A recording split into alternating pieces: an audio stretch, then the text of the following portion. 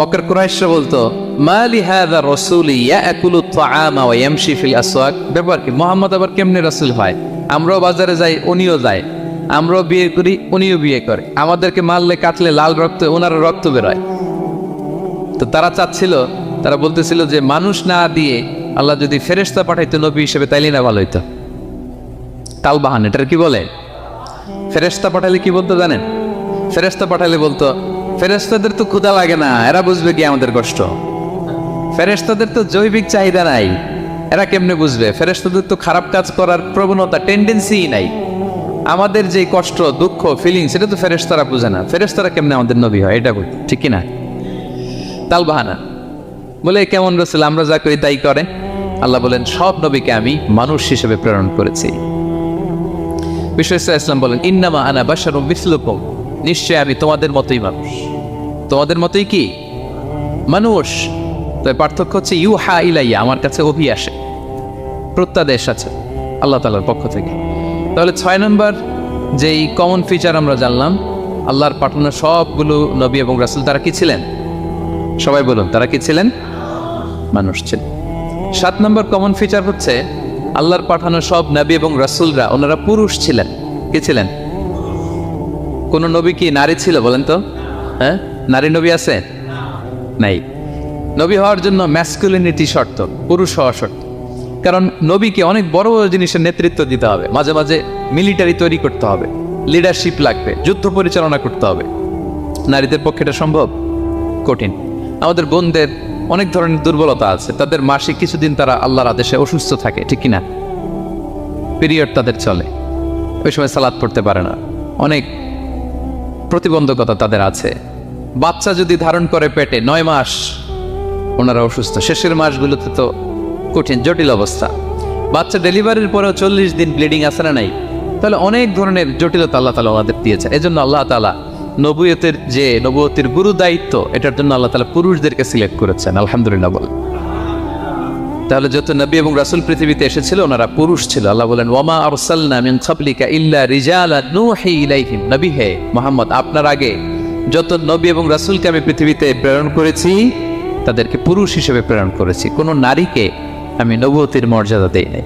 8 number, প্রত্যেক নবীকে আল্লাহ তাআলা একটা গ্রুমিং, একটা ট্রেনিং সেশনের মধ্য দিয়ে নিয়েছেন। সেটা কি? সেটা হচ্ছে সবাইকে আল্লাহ তাআলা শেফার্ড হিসেবে কাজ দিয়েছিলেন, রাখাল হিসেবে।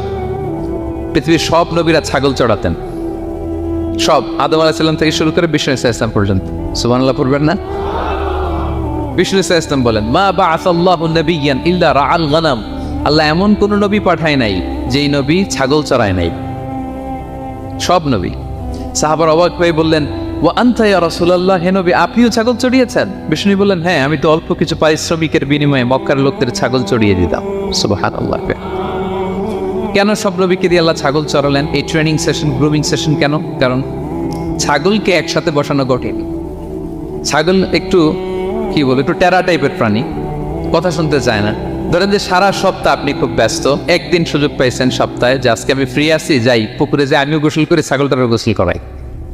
এটা ধরে যদি এখন পুকুরের দিকে টান দেন, কি করবে? পা দুইটা এমন শক্ত করে মাটিতে ধরে রাখবে, আপনি যত টানবেন ওর ঘাড়ের চামড়া ছিঁড়ে যাচ্ছে, তারপরেও আসে না।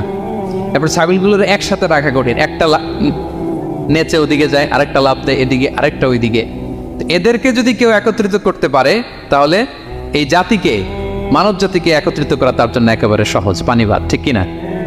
এজন্য আল্লাহ এই মানব গোষ্ঠীর উপর লিডারশিপ কায়েমের আগে ছাগল চড়িয়েছেন। এবং যারা মরুভূমিতে ছাগল চড়ায়, যে শেফার্ডগুলো, যেই রাখালগুলো, তাদের অনেক শক্তিশালী হইতে হয়।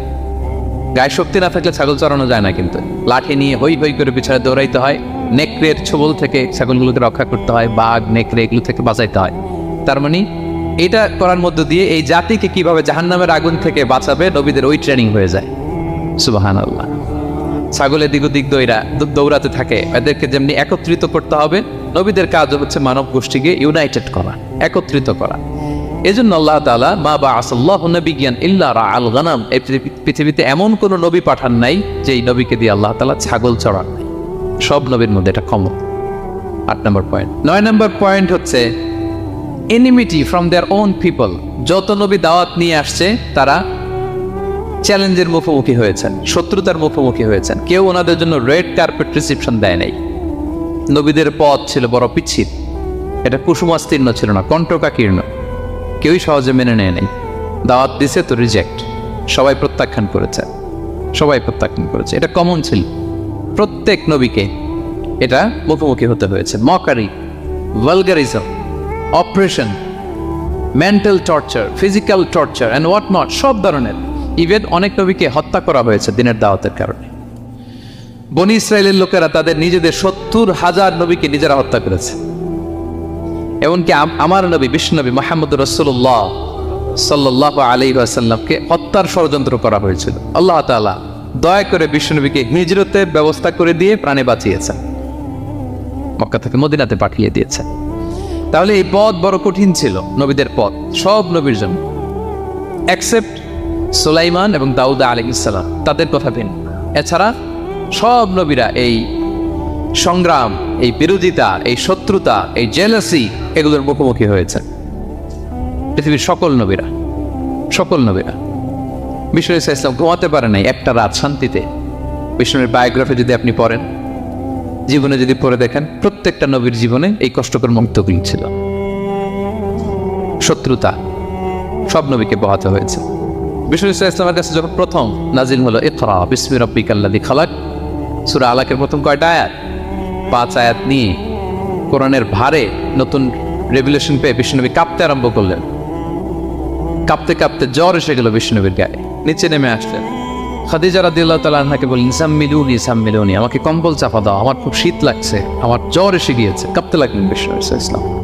খাদিজা রাদিয়াল্লাহু তাআলা আনহার এক চাচাতো ভাই ওয়ারাকা ইবনে নাওফল ছিল ইনজিল কিতাবের পণ্ডিত। খাদিজা রাদিয়াল্লাহু তাআলা আনহা বিষ্ণুনবীকে নিয়ে চাচাতো ভাইয়ের কাছে গেলেন, যে বলেন, ভাই ওরাকা, দেখেন তো মুহাম্মদ কি বলে, সে কি দেখছে, কি নিয়ে আসছে, কাঁপতেছে আর বলতেছে আমি মরে যাব, আমাকে কম্বল চাপা দাও। ওরাকা বললেন, মুহাম্মদ কে এসেছিল বলতো? বিষ্ণুনবী জিবরাইল ইসলামের বর্ণনা দিলেন। কি বলেছে বলতো? 5 আয়াতের বর্ণনা বিষ্ণু ইসলাম দিলেন। তখন বিষ্ণু ইসলামের কথা শুনে ওরাকা বলল, তোমার কাছে যে এসেছে ওয়াহুয়ান নামুস, মানে জিবরিল, সে সব নবীদের কাছে এসেছে। মুহাম্মদ তুমি নবী হবা, তুমি কি হবা? তুমি নবী হবা, আখিরি নবী হবা তুমি। যে তোমার কাছে এসেছে সে সব নবীদের কাছে ওহি নিয়ে এসেছিল। আর জেনে রাখো মুহাম্মদ, তোমার এলাকার লোকেরা একদিন তোমাকে এলাকা থেকে বের করে দিবে, ভবিষ্যৎবাণী করতেছিলেন। বিশ্বনবী বললেন, আওয়া মুখরিজিয়াহুম, আমার ভাই বেরাদার, আমার জ্ঞাতি গোষ্ঠীর লোকেরা আমার এলাকা ছাড়া করবে? ওরাকা বললেন, হ্যাঁ। লাম ইয়াতি রাজুলুন কাত্তু বিমিসলি মা জিতা বিহি ইল্লা উদিয়া, তোমার মতো এরকম রিসালাতের দায়িত্ব নিয়ে যারাই কোনো জাতির কাছে এসেছে তাদের সাথে এরকম শত্রুতা করা হয়েছে। বিষ্ণু ইসলাম সেদিনের কথা শুনে, ওরাকার কথা শুনে অবাক হয়েছিলেন। তাহলে সব নবীদের ক্ষেত্রে 9 নম্বর কমন বৈশিষ্ট্য হচ্ছে তাদেরকে বাধার সম্মুখীন হতে হয়েছে। এখনো যারা নবীদের পথে চলবে বা চলে, তাদের জীবনে বাধা বিপত্তি আছে না নাই? হ্যাঁ, তারা জেনে বুঝেই এই পথে এসেছে, তারা হিসাব মিলিয়েই এই পথে নেমেছে। এজন্য বাধা বিপত্তি চ্যালেঞ্জ কোনো মুমিনকে তার রাস্তা থেকে সরাতে পারে না, ঠিক কিনা বলেন? এক চুলো নড়াতে পারে। এটা নবীদের পথ, এটা নবীওয়ালা কাজ। এখানে জুলুম থাকবে, এখানে বাধা বিপত্তি থাকবে, এখানে চ্যালেঞ্জ থাকবে। এই পথটা সোজা, সিরাতুল মুস্তাকিম। যদি শেষ মাথায় যাওয়া যায়, ডাইরেক্ট জান্নাতুল ফিরদাউস। আলহামদুলিল্লাহ। তাহলে সব নবীরা বাধার সম্মুখীন হয়েছে। 9টা কমন ফিচার গেল। 10 নম্বর, দ্য লাস্ট কমন ফিচার, পৃথিবীর সব নবীরা ইন্তেকাল করেছেন, আর কোন নবী আসবেন? আসবে? পৃথিবীর সব নবীরা মারা গিয়েছেন, কিন্তু আলামুল বারজাখে, বারজাখের জগতে নবীরা জীবিত। আই রিপিট, আমি আবারও বলি, প্রত্যেক নবী তার কবরে জীবিত আলামুল বারজাখে। আমরা এই দুনিয়াতে আসার আগে যেই জগতে ছিলাম, ওই জগৎটার নাম হচ্ছে আলামুল আরওয়াহ, মানে রূহের জগৎ। সেখান থেকে আমরা এই জগতে এসেছি, এটার নাম আলামুদ দুনিয়া, দুনিয়ার জগৎ।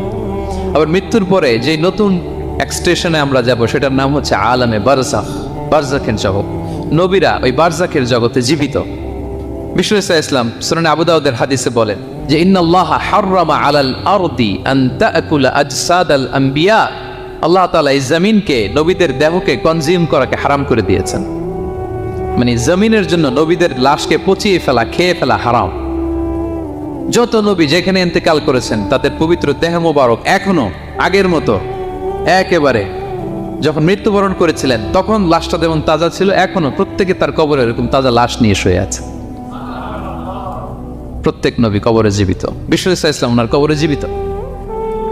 তবে এটা বারজাকি জগতে, এই দুনিয়াতে উনি যেভাবে জীবিত ছিলেন ওইভাবে না, বারজাকি জগতে জীবিত।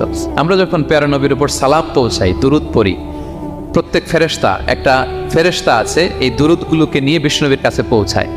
আপনার বাবার নাম, আপনার নাম বলে ফেরেশতা বলে যে অমুকের ছেলে অমুক আপনাকে সালাম দিয়েছে। বিষ্ণুনবী কবর থেকে নিজে ওই সালামের উত্তর বলে, কারণ বিষ্ণু ইসা ইসলাম বারজাকের জগতে তিনি জীবিত, হায়াতুন নবী, বারজাকের জগতে তিনি জীবিত। আরেক হাদিসে বিষ্ণু ইসা ইসলাম বলেন, আল আম্বিয়া ওয়া আহইয়াউন ফি কুবুরিহিম ইউসাল্লুন, নবীরা তাদের কবরে জীবিত, সেখানে তারা সালাত আদায় করে। নবীরা তাদের কবরে কি করে? সালাত আদায় করে। তাহলে এই 10টা হচ্ছে কমন ফিচার্স এবং প্রফিটস, সব নবীদের মধ্যে এই বিষয়গুলো পাওয়া যায়। সর্বশেষ পয়েন্ট হচ্ছে lessons from the life of the profits. এত নবী রাসূল যে আল্লাহ তাআলা আমাদের হেদায়েতের জন্য পাঠালেন, তাদের জীবনী থেকে আমাদের জন্য শিক্ষা কি, লেসন কি, এটা জানার দরকার আছে না নাই? বলেন, কি লেসন আমরা নিব? অনেক লেসন আছে, আমি সংক্ষিপ্ত পরিসরে দুই একটা বলি। আমি আমার মিজানুর রহমান আজহারি ভেরিফাইড ইউটিউব চ্যানেলে প্রফেট সিরিজ নামে একটা সিরিজ করেছে, 25 পর্বের। কোরআনে কয়জন নবীর নাম উল্লেখ হয়েছে? আর আমার চ্যানেলে কয় পর্ব? তার মানে 25 জন নবীর ব্যাপারে আমি ওয়েল ডকুমেন্টেড ম্যানারে একাডেমিকলি আলোচনা করেছি। আপনারা শুনবেন, আপনাদের জন্যই করেছি, শুনবেন আপনারা।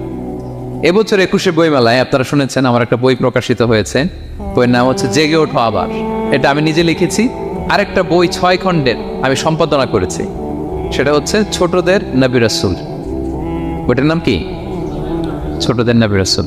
সত্যায়ন প্রকাশন থেকে 6 পর্বের খুব চমৎকার গ্রাফিক্যাল ইউজার ইন্টারফেস দিয়ে আপনার সোনামণিরা, বাচ্চারা তারা জেনে যাবে যে তাদের আসল আইকন কারা, তাদের আসল সুপার হিরো কারা, তাদের অনুসরণীয় অনুকরণীয় ব্যক্তিত্ব হবে কারা। এই বইটা লিখতে, সম্পাদনা করতে আমাদের অনেক চ্যালেঞ্জ আমরা ফেস করেছি, কারণ এটা আপনাদের জন্য লিখছি কাদের জন্য? বাচ্চাদের জন্য। সো আমি বাচ্চাদেরকে গল্প শোনাচ্ছি এরকম একটা ভাব নিয়ে লিখেছি। আমি বারবার ভেবেছি যে আমার ছোট্ট মেয়েটাকে যদি আমি শোনাই, ওকে বুঝাইলে ও কিভাবে বললে বুঝবে। গল্পের মতো করে খুব রস দিয়ে, আনন্দ দিয়ে প্রতিটা বাক্য এভাবে সাজানো হয়েছে। 6 খণ্ডের ছোটদের নবী রাসূল সিরিজ, যদি সুযোগ হয় আপনারা সংগ্রহ করবেন। বড়দের নিয়েও আমরা নবী রাসূলের উপর আমাদের সামনে কাজ আসবে, আমরা জানাবো। তো আজকের এই কায়েত ফাউন্ডেশন বাংলাদেশের এই প্রোগ্রামের সর্বশেষ যে পয়েন্টটা আপনাদের সামনে আমি উপস্থাপন করতে চাই, সেটা হচ্ছে lessons from the life of the profits. নবী রাসূলদের জীবনী থেকে আমাদের জন্য কি শিক্ষা? 25 জন নবীকে কভার করা সম্ভব হবে না। আমি সেখান থেকে মাত্র 7 জন নবীর জীবনী থেকে 7টা শিক্ষা 7 মিনিটে বলে আমরা শেষ করে দেব ইনশাআল্লাহ বিইذنিল্লাহ। প্রথমে আমরা শুনবো সাইয়েদনা আদম আলাইহিস সালামের জীবনী থেকে শিক্ষা। পৃথিবীর প্রথম নবী কে ছিল বলেন তো? আদম আলাইহিস সালাম।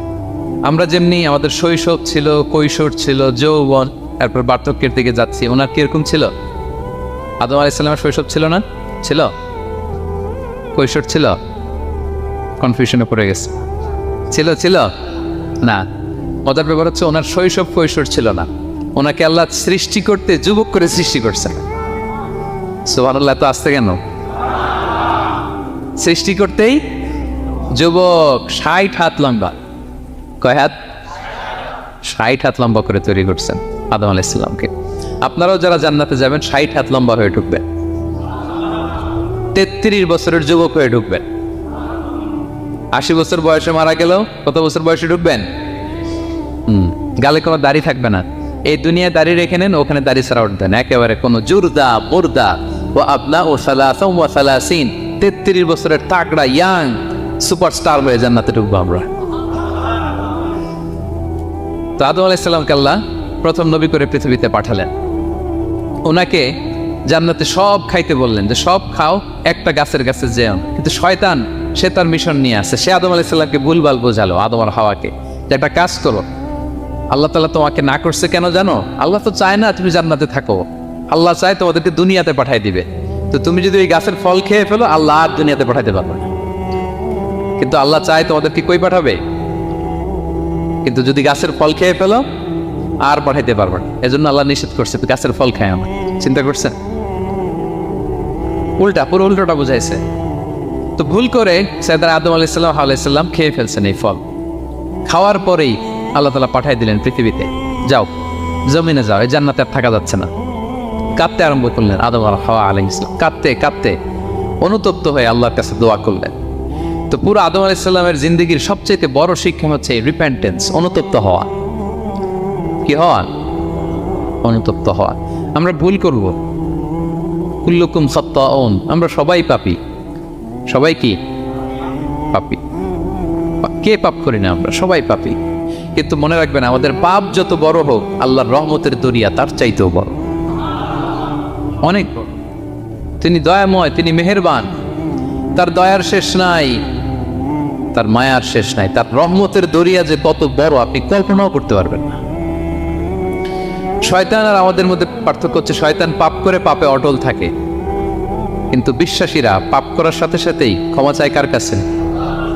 এটা হচ্ছে আদম আলাইহিসসালামের জীবনী থেকে আমাদের জন্য সবচেয়ে বড় লেসন। সাইয়েদনা আদম আলাইহিসসালাম উনি ভুল করে যখন বুঝতে পারলেন, অনুতপ্ত হলেন, চোখের পানি ছাড়লেন। 2 ফোঁটা পানি আল্লাহর কাছে সবচাইতে প্রিয়। এক হচ্ছে জেহাদের ময়দানে মুজাহিদের গা বেয়ে ঝরে পড়া রক্তের ফোঁটা, 2 হচ্ছে অনুতপ্ত বান্দার চোখের পানির ফোঁটা। অনুতপ্ত বান্দা নিজের ভুল স্বীকার করে মাথাটা নিচু করে চোখের পানি ছেড়ে দিয়ে যখন আল্লাহর কাছে কাঁদে, তার চোখের পানি চোখ বেয়ে নাকের ডগা বেয়ে জমিনে ড্রপ করার আগেই আল্লাহ তার সব গুনাহ মাফ করে দেয়। সাইয়েদনা আদম আলাইহিসসালাম কাঁদতে আরম্ভ করলেন, কাঁদতে কাঁদতে অনুতপ্ত হয়ে দোয়া করলেন, রব্বানা যালামনা আনফুসানা ওয়া ইল্লাম তাগফির লানা ওয়া তারহামনা লানাকুনান্না মিনাল খাসিরিন। রব্বানা, হে আমাদের রব, যালামনা আনফুসানা, আমরা আমাদের নফসের উপর জুলুম করেছি, ভুল করেছি, অন্যায় করেছি, অপরাধ করেছি। ওয়া ইল্লাম তাগফির লানা, আল্লাহ তুমি যদি ক্ষমা না করো, তুমি যদি মাফ না করো, লানাকুনান্না মিনাল খাসিরিন, আল্লাহ আমরা ধ্বংস হয়ে যাব, আমরা ক্ষতিগ্রস্ত হয়ে যাব, আমরা লুজার হয়ে যাব। এই বাক্যগুলো বলে বলে যখন আল্লাহ তাআলার কাছে দোয়া করলেন, আল্লাহর রহম হলো। আল্লাহ দয়া করে সাইয়েদনা আদম আর হাওয়া আলাইহিসসালামকে ক্ষমা করে দিলেন। ক্ষমা করে আবার জান্নাতের এন্ট্রির ঘোষণা দিলেন যে আবার দুনিয়ার জীবন শেষ করে আসো, যেখান থেকে আসছিলে আবার ওখানে ঢুকতে পারো। তাহলে আদম আলাইহিসসালামের জীবন থেকে আমরা যে লেসনটা পাই সেটা কি ভাই? বলেন বলেন। অনুতপ্ত হওয়া, রিপেন্টেন্স। আমরাও যদি জীবনে ভুল করি কি করবেন? ভুলের উপর অটল থাকবেন, অনড় থাকবেন, একগুঁয়ে ধরে বসে থাকবেন, সীমা লঙ্ঘন করবেন? আমরা ক্ষমা চাইব। কার কাছে ক্ষমা চাইব? ক্ষমা দেওয়ার জন্য তিনি বসে থাকেন। শেষ রাতে আল্লাহ প্রথম আসমানে চলে আসেন। প্রথম আসমানে এসে ডাকতে থাকেন, আলা বিন মুস্তাগফিরিন আগফিরালা, কে ক্ষমা চাবা? কে পাপ করেছে, জুলুম করেছে, বলো, আমি ক্ষমা দেওয়ার জন্য আসছি। আলা বিন মুস্তারজিকিন আরজুকালা, কার রিজিকের দরকার, কার চাকরি নাই, কার ব্যবসা মন্দা, আমার কাছে চাও, আমি আল্লাহ বাড়িয়ে দেব। কার কি লাগবে বল, আমি দেবো। আল্লাহ তাআলা দেওয়ার জন্য আসছে, আমি নেয়ার জন্য উঠতে পারি না। আমরা যেন আল্লাহ তাআলার কাছে চাই বেশি বেশি, এবং ভুল করলে যেন আমরা অনুতপ্ত হই। ভুল করলে আমরা কি হব? সাইয়েদনা আদম আলাইহিসসালামের জীবন থেকে আমরা এটা শিখলাম। 2 নম্বরে সাইয়েদনা নূহ আলাইহিসসালামের লাইফ থেকে আমরা কি শিখি? ওনার লাইফ থেকে আমরা শিখি হচ্ছে কনসিস্টেন্সি, মানে লেগে থাকা। ভালো কাজের জন্য কি করা? লেগে থাকা। উনি 950 বছর দাওয়াত দিয়েছিলেন ওনার জাতিকে। কয় বছর বলেন তো? 950 বছরের দাওয়াতি কার্যক্রমের ফলে উনি ফলোয়ার জোড়াইতে পারছেন কয়জন জানেন? 80 জন। কয়জন? এরাই আমাদের পূর্বপুরুষ। আমরা পৃথিবীর সবাই কিন্তু এদেরই নাতিপুতি। এই 80 জনকে নিয়ে উনি নৌকার উপর উঠছিলেন, কিস্তির উপর, আর বাকিটা তো মহাপ্লাবন দিয়ে আল্লাহ ধ্বংস করে দিয়েছেন। ওই 80 জন আবার জমিনে এসে জমিন আবাদ করা শুরু হলো, ওখান থেকেই পৃথিবীর সকল মানুষ। সুবহানাল্লাহ। উনি বলেন, ক্বালা রাব্বি ইন্নী দাআউতু কওমি লাইলান ওয়া নাহারা, আল্লাহ আমি দিন রাত এক করে আমার জাতিগোষ্ঠীকে দাওয়াত দিয়েছি। ফালাম ইয়াজিদহুম দুআই ইল্লা ফিরারা, কিন্তু আমার দেখলে লোকগুলো ভেগে ভেগে যায়। আর কি করে? আমার কথা যেন শুনতে না হয়, এরা কানে আঙ্গুল দিয়ে রাখে আর মুখে কাপড় পেঁচিয়ে। নূহ আলাইহিস সালাম তারপরও থামতেন, কন্টিনিউয়াস দাওয়াতি কাজ। লোকজন নূহ আলাইহিস সালামকে পিটিয়ে আধা মরা করে কাঁথা দিয়ে পেঁচিয়ে পাহাড়ে রেখে আসতেন। ওইখান থেকে এসে নূহ আলাইহিস সালাম আবার দাওয়াত দিতে শুরু করতেন।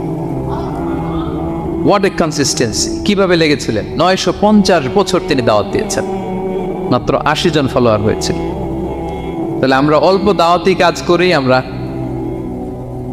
হতাশ হয়ে যায়। হায় রে আমার কথা শুনলো না, আয় রে আমার কথা পৌঁছাইল না, আয় রে আমার কাছে এসে কেউ মুসলিম হইল না, আয় রে আমার কথা। অস্থির। আপনার কাজ হচ্ছে পৌঁছে দেওয়া, আপনার কাজ হচ্ছে কোরআনের কথা মানুষকে বলা। এটা দিয়ে কতটুকু কি হবে এটার ফয়সালা কার? তাহলে নূহ আলাইহিস সালামের জীবনী থেকে আমাদের শিক্ষা হচ্ছে কনসিস্টেন্সি। 950 বছর উনি লাগাতার দাওয়াত দিয়েছেন, থামে নাই, হতাশ হয় নাই, হাল ছাড়ে নাই। নবীরা কখনো হাল ছাড়ে না। সুবহানাল্লাহ পড়ে। 3 নাম্বার, ইব্রাহিম আলাইহিস সালামের জীবনী থেকে আমাদের জন্য শিক্ষা হচ্ছে ওবিডিয়েন্স, আনুগত্য। কি করে আল্লাহ তাআলার কাছে আনুগত্য করতে হয়। আল্লাহু আকবার। আমি মনে হয় 1 ঘন্টার উপরে আলোচনা করেছি আমার প্রফেট সিরিজ ইব্রাহিম আলাইহিস সালামের জীবনী নিয়ে। ওনার পুরা জীবনটা, আল্লাহ কোনো কিছু বলতে দেরি, আল্লাহর আদেশের সামনে মাথা পেতে দিতে ইব্রাহিম আলাইহিস সালামের দেরি হয় না। আল্লাহ বলছেন আসলিম, ওয়াইদ ক্বালা রাব্বুহু আসলিম ক্বালা আসলামতু লিরাব্বিল আলামিন। হে ইব্রাহিম সারেন্ডার, সারেন্ডার। সুবহানাল্লাহ। ইব্রাহিম আনুগত্য করো, আল্লাহ আনুগত্য করছি। ওনার সন্তান হয় না 86 বছর বয়স একটা সন্তান দিলেন আল্লাহ তাআলা। আমাদের এখানে কার বয়স কত, সর্বোচ্চ বয়স কত আছি আমরা? এদিকে 60 বছরের উপর তো কেউ নাই, ঠিক কিনা? 86 বছর বয়সে আল্লাহ সন্তান দিয়েছেন ইসমাঈল আলাইহিস সালাম। কত বছর বয়সে? সন্তানটা আদরের নাকি? হ্যাঁ, আদরের না? শেষকালে একটা সন্তান পেলেন 86 বছর বয়সে। ইব্রাহিম আর হাজেরার ঘরকে উজাড় করে ফুটফুটে এক সন্তান ইসমাঈল আলাইহিস সালাম আসলেন।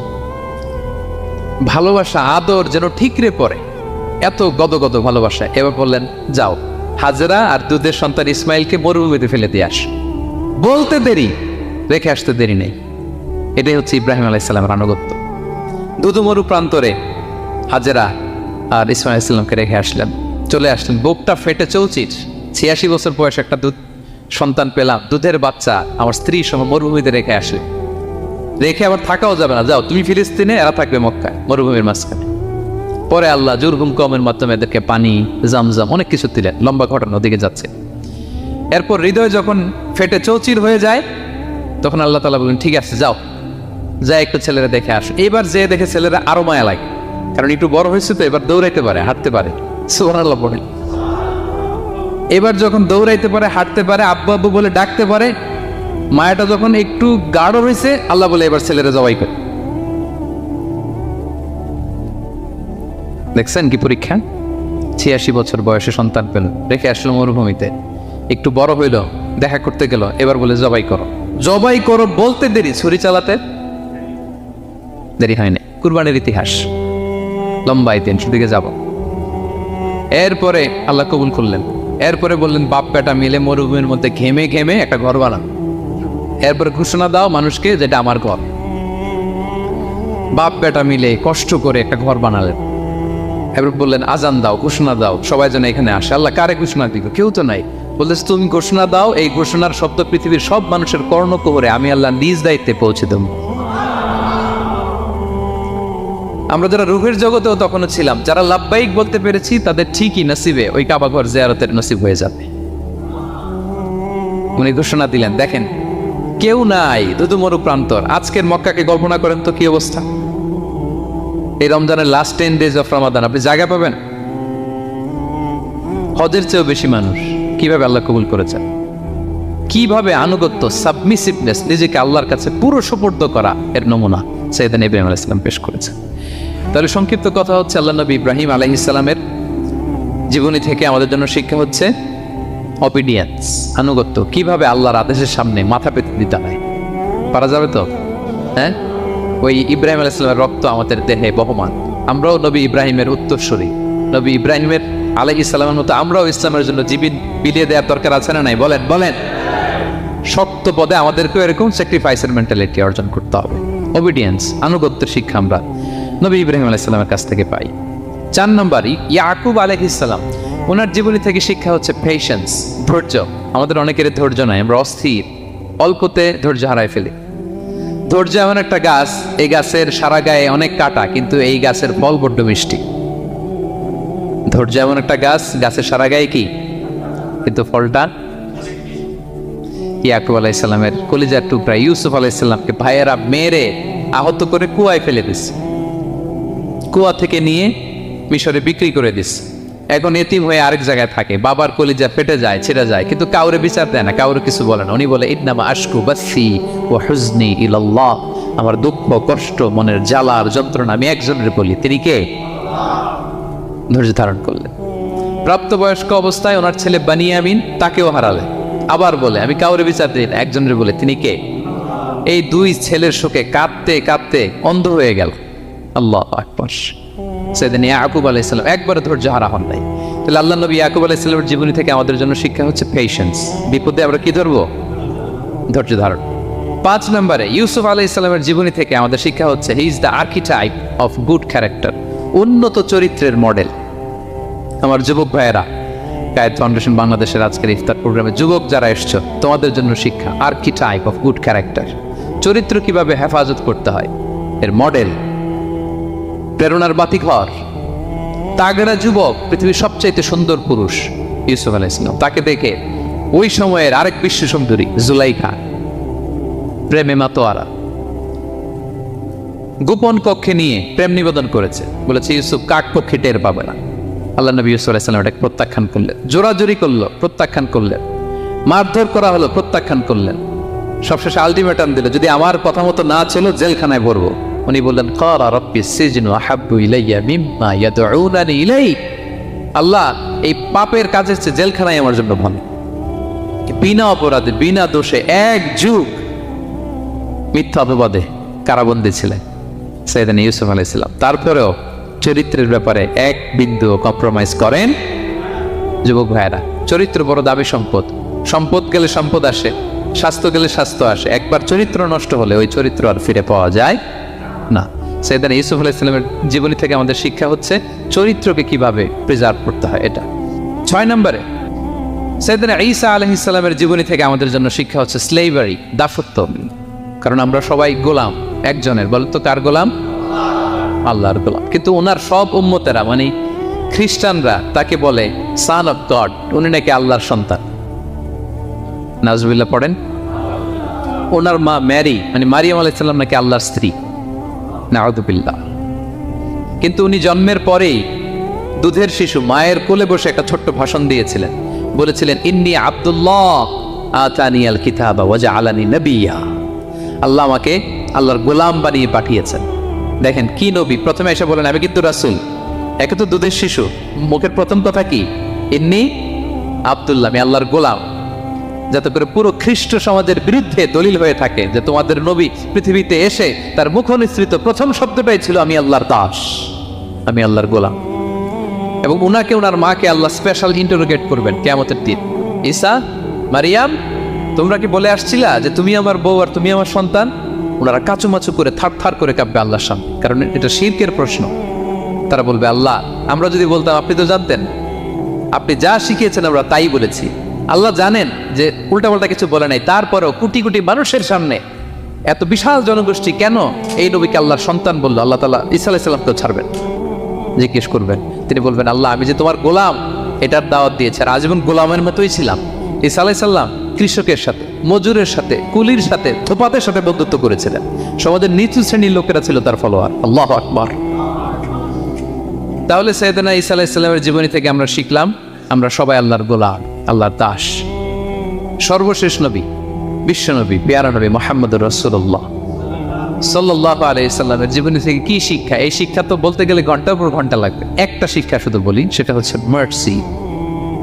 ওমা আরসালনাকা ইল্লা রাহমাতাল লিল আলামিন, I have sent you as a mercy for the entire universe. নবী হে, আমি আপনাকে গোটা বিশ্বের সবার জন্য রহমত করে প্রেরণ করেছি। তিনি মানুষের জন্য রহমত, তিনি প্রাণীর জন্য রহমত, তিনি পাখির জন্য রহমত, তিনি স্ত্রীদের জন্য রহমত, তিনি উম্মতের জন্য রহমত, তিনি তার ফলোয়ার সাহাবীদের জন্য রহমত। ঠিক কিনা? তিনি কত রহমতের নবী ছিলেন? বিষ্ণু ইসলাম কতটা রহমতের নবী ছিলেন? ছোট্ট একটা উদাহরণ দিয়ে শেষ করি। বিষ্ণু ইসলাম বলেন লিকুল্লি নাবিয়িন দাওয়া মুস্তাজাবা, আল্লাহ প্রত্যেকটা নবীকে একটা করে দোয়ায়ে মুস্তাজাবা দিয়েছেন। মানে এমন দোয়া, এই দোয়া করতে দেরি কিন্তু দোয়া কবুল হতে দেরি হয়। সব নবীকে আল্লাহ বলছেন, এই নবীরা তোমাদের প্রত্যেককে একটা করে দোয়া করার সুযোগ দিলাম এই দুনিয়াতে, এবং দোয়াটা করার সাথে সাথেই কবুল করে ফেলবো। বিষ্ণু বলেন লিকুল্লি নবীন দাওয়া মুস্তাজাব, সব নবীরা একটা করে দোয়া মুস্তাজাব পেয়েছেন। দাও বিহা, আর নবীরা ওই দোয়াটা দুনিয়াতেই করে ফেলছে। সব নবীর ওই স্পেশাল দোয়া যেটা করলেই কবুল, ওটা সব নবীরা কি করছে? দুনিয়াতেই করে ফেলেছে। কিন্তু বিষ্ণু বলেন ওয়া ইন্নি আখতাবিউ দাওয়াতি শাফাআতান লি উম্মতি ইয়াউমাল কিয়ামা, আমি আমার সেই দোয়াটা এই দুনিয়ার বুকে অন্যান্য নবীদের মতো করি নাই। আমি আমার দোয়াটা আমার গুনাহগার উম্মতের জন্য কিয়ামতের কঠিন দিনে তারা যখন মুসিবতে পড়ে যাবে, ওই মুসিবত থেকে বাঁচার জন্য ওই দোয়াটা আমি আমার উম্মতের জন্য রেখে দিয়েছি। ওয়া ইন্নি আখতাবিউ দাওয়াতি শাফাআতান লি উম্মতি ইয়াউমাল কিয়ামা, সব নবীরা এই দোয়াটা করেছে, দুনিয়াতেই কবুল হয়ে গিয়েছে। কিন্তু বিষ্ণু বললেন আমি চাইলে এই দোয়াটা করতে পারতাম। তায়েফের ময়দানে বিষ্ণুনবী ওই দোয়া করলে বিষ্ণুনবীর গা দিয়ে রক্ত ঝরে না। কুরাইশদের সাথে বিষ্ণুনবীর 3 বছর জেল খাটা লাগে না। মদিনাতে বিষ্ণুনবী অনেক না খেয়েছিলেন, পেটে পাথর বেঁধেছিলেন, দোয়া করলে জান্নাত থেকে খাবারের বস্তা চলে আসতো, মুহূর্তেই কবুল। জীবনের কোনো কঠিন পরিস্থিতিতে বিষ্ণুনবী এই দোয়াটা করে নাই। বিষ্ণু বলেন আমি আমার এই দোয়াটা স্পেশালি আমার গুনাহগার উম্মতের জন্য রেখে দিয়েছি। কিয়ামতের কঠিন ময়দানে আমার গুনাহগার উম্মত যখন বিপদে পড়ে যাবে, তাদেরকে ওই বিপদ থেকে বাঁচানোর জন্য ওই দোয়াটা আমি প্রিজার্ভ করে দিয়েছি। বিষ্ণু ইসলাম আমার জন্য এই দোয়াটা রেখে দিয়েছে। প্রিয় ভাইয়েরা, এই দোয়াটা আপনার জন্য রেখে দিয়েছেন। বিষ্ণুনবী দোয়াটা আমাদের জন্য রেখে দিয়েছেন। চাইলে এই দুনিয়াতে এই দোয়াটা করতে পারতেন, করেন নাই। এজন্য আমরা যখন ছোট একটা গান শুনতাম, মাওলা তোমায় ডাকতে জানি না, ডাকার মতো ডাকলে মাওলা কেমনে শোনে না। এজন্য ডাকার মতো ডাকতে হয়, চাওয়ার মতো চাইতে হয়। চাওয়ার মতো চাইলে তিনি শোনেন, তিনি আমাদের ফরিয়াদে সাড়া দেন, দেওয়ার জন্য তিনি প্রস্তুত 24/7, দিনের 24 ঘন্টা, সপ্তাহের 7 দিন, মাসের 30 দিন তিনি বসে আছেন। শেষ রাতে প্রথম আকাশে বিশেষভাবে মনোনিবেশ করেন আর বলেন আলা মিন মুস্তাগফিরিন আগফির আলা, কার ক্ষমা দরকার ক্ষমা চাও, ক্ষমা করে দেও। আমাদের তো ক্ষমা টমার দরকার নাই, আমরা সবাই নিষ্পাপ।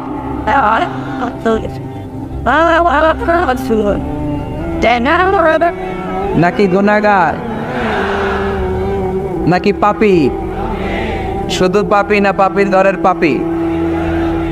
কেউ না জানুক, আমার পাপের খবর রাখে একজন, তিনি কে? পৃথিবী না জানুক আমি তো জানি, আমি কি পাপ করেছি হায়, ঠিক কিনা? পৃথিবী না জানুক আমি তো জানি, আমি কি পাপ করেছি হায়। আমার পাপের করলে বিচার, বাচার আমার নাই ও ভাই, দয়াময় প্রভু মাফ করো আমায়, মাফ করো আমায়। পড়েন আমি। পৃথিবী জানে না, জানে কে? দরজা বন্ধ করে, লাইট অফ করে একা একা পাপ করছি। পুলিশ দেখে নাই, র্যাব দেখে নাই, বন্ধুবান্ধব দেখে নাই, পরিবারের কেউ দেখে নাই, দেখলো কে? সবার চোখ ফাঁকি দেয়া গেলেও ফাঁকি দেয়া যায় না একজনের চোখ। চোখটা কার? তার চোখকে কখনো ফাঁকি দেয়া যায় না। এজন্য আমরা সবাই পাপী, শুধু পাপী না, পাপীর ঘরের পাপী। 14 গোষ্ঠী আমাদের পাপী, তাই না? তো এই জন্য আমাদের ক্ষমা চাওয়া উচিত খুব বেশি বেশি আল্লাহ তাআলার কাছে। আমরা সবাই পাপী, শেষ সাথে আল্লাহ ডাকে, কার পাপ আছে বলো, ক্ষমা চাও, ক্ষমা করে দে। কে অন্যায় করেছে বলো, ঠিক আছে, ক্ষমা চাও, ক্ষমা করে দেব। চোখের পানি ছেড়ে যদি ক্ষমা চাই, মাফ করে দেয় কে? চোখের পানির এত মর্যাদা, আল্লাহ এটারে বড্ড পছন্দ করে। 2 ফোঁটা পানি আল্লাহর কাছে সবচেয়ে প্রিয়। কয় ফোঁটা? আজকে এই মেসেজটা নিয়ে যেতে হবে ঘরে। ফরিদপুরের ভাইয়েরা, 2 ফোঁটা পানি রবের দরবারে খুব প্রিয়। আওয়াজ করে বলতে হবে, কয় ফোঁটা? 1 হলো জেহাদের ময়দানে শহীদের গা থেকে বেয়ে পড়া রক্তের ফোঁটা, আমরা শহীদ হতে চাই কি চাই না? শাহাদাতের তামান্না যদি কারো অন্তরে না থাকে, এটা কি মুমিন না মুনাফিক? আর শাহাদাতের তামান্না নিয়ে কেউ যদি বিছানায় পড়েও মারা যায়, শহীদদের কাতারে তারে উঠাই দিবে কে? আমাকে শহীদ করে সেই মিছিলে শামিল করে নিও, যে মিছিলের নেতা আমির হামজা কোবায়ে খাপাব, আল্লাহর কাছে ছিল অতি প্রিয়, শামিল করে নিও আমাকে শহীদ করে সেই মিছিলে শামিল করে নিও। পড়েন আমি।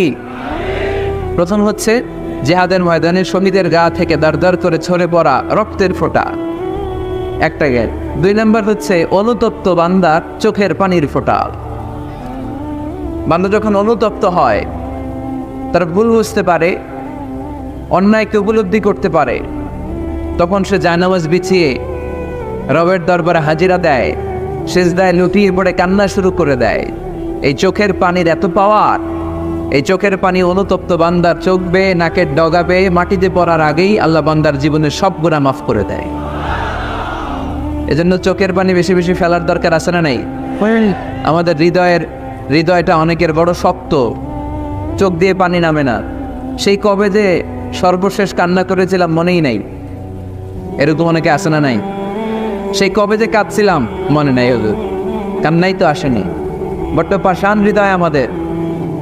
এই জন্য আল্লাহর কাছে চাইতে জানতে হয়। চাওয়াটা একটা শিল্প, দোয়া করাটা একটা শিল্প।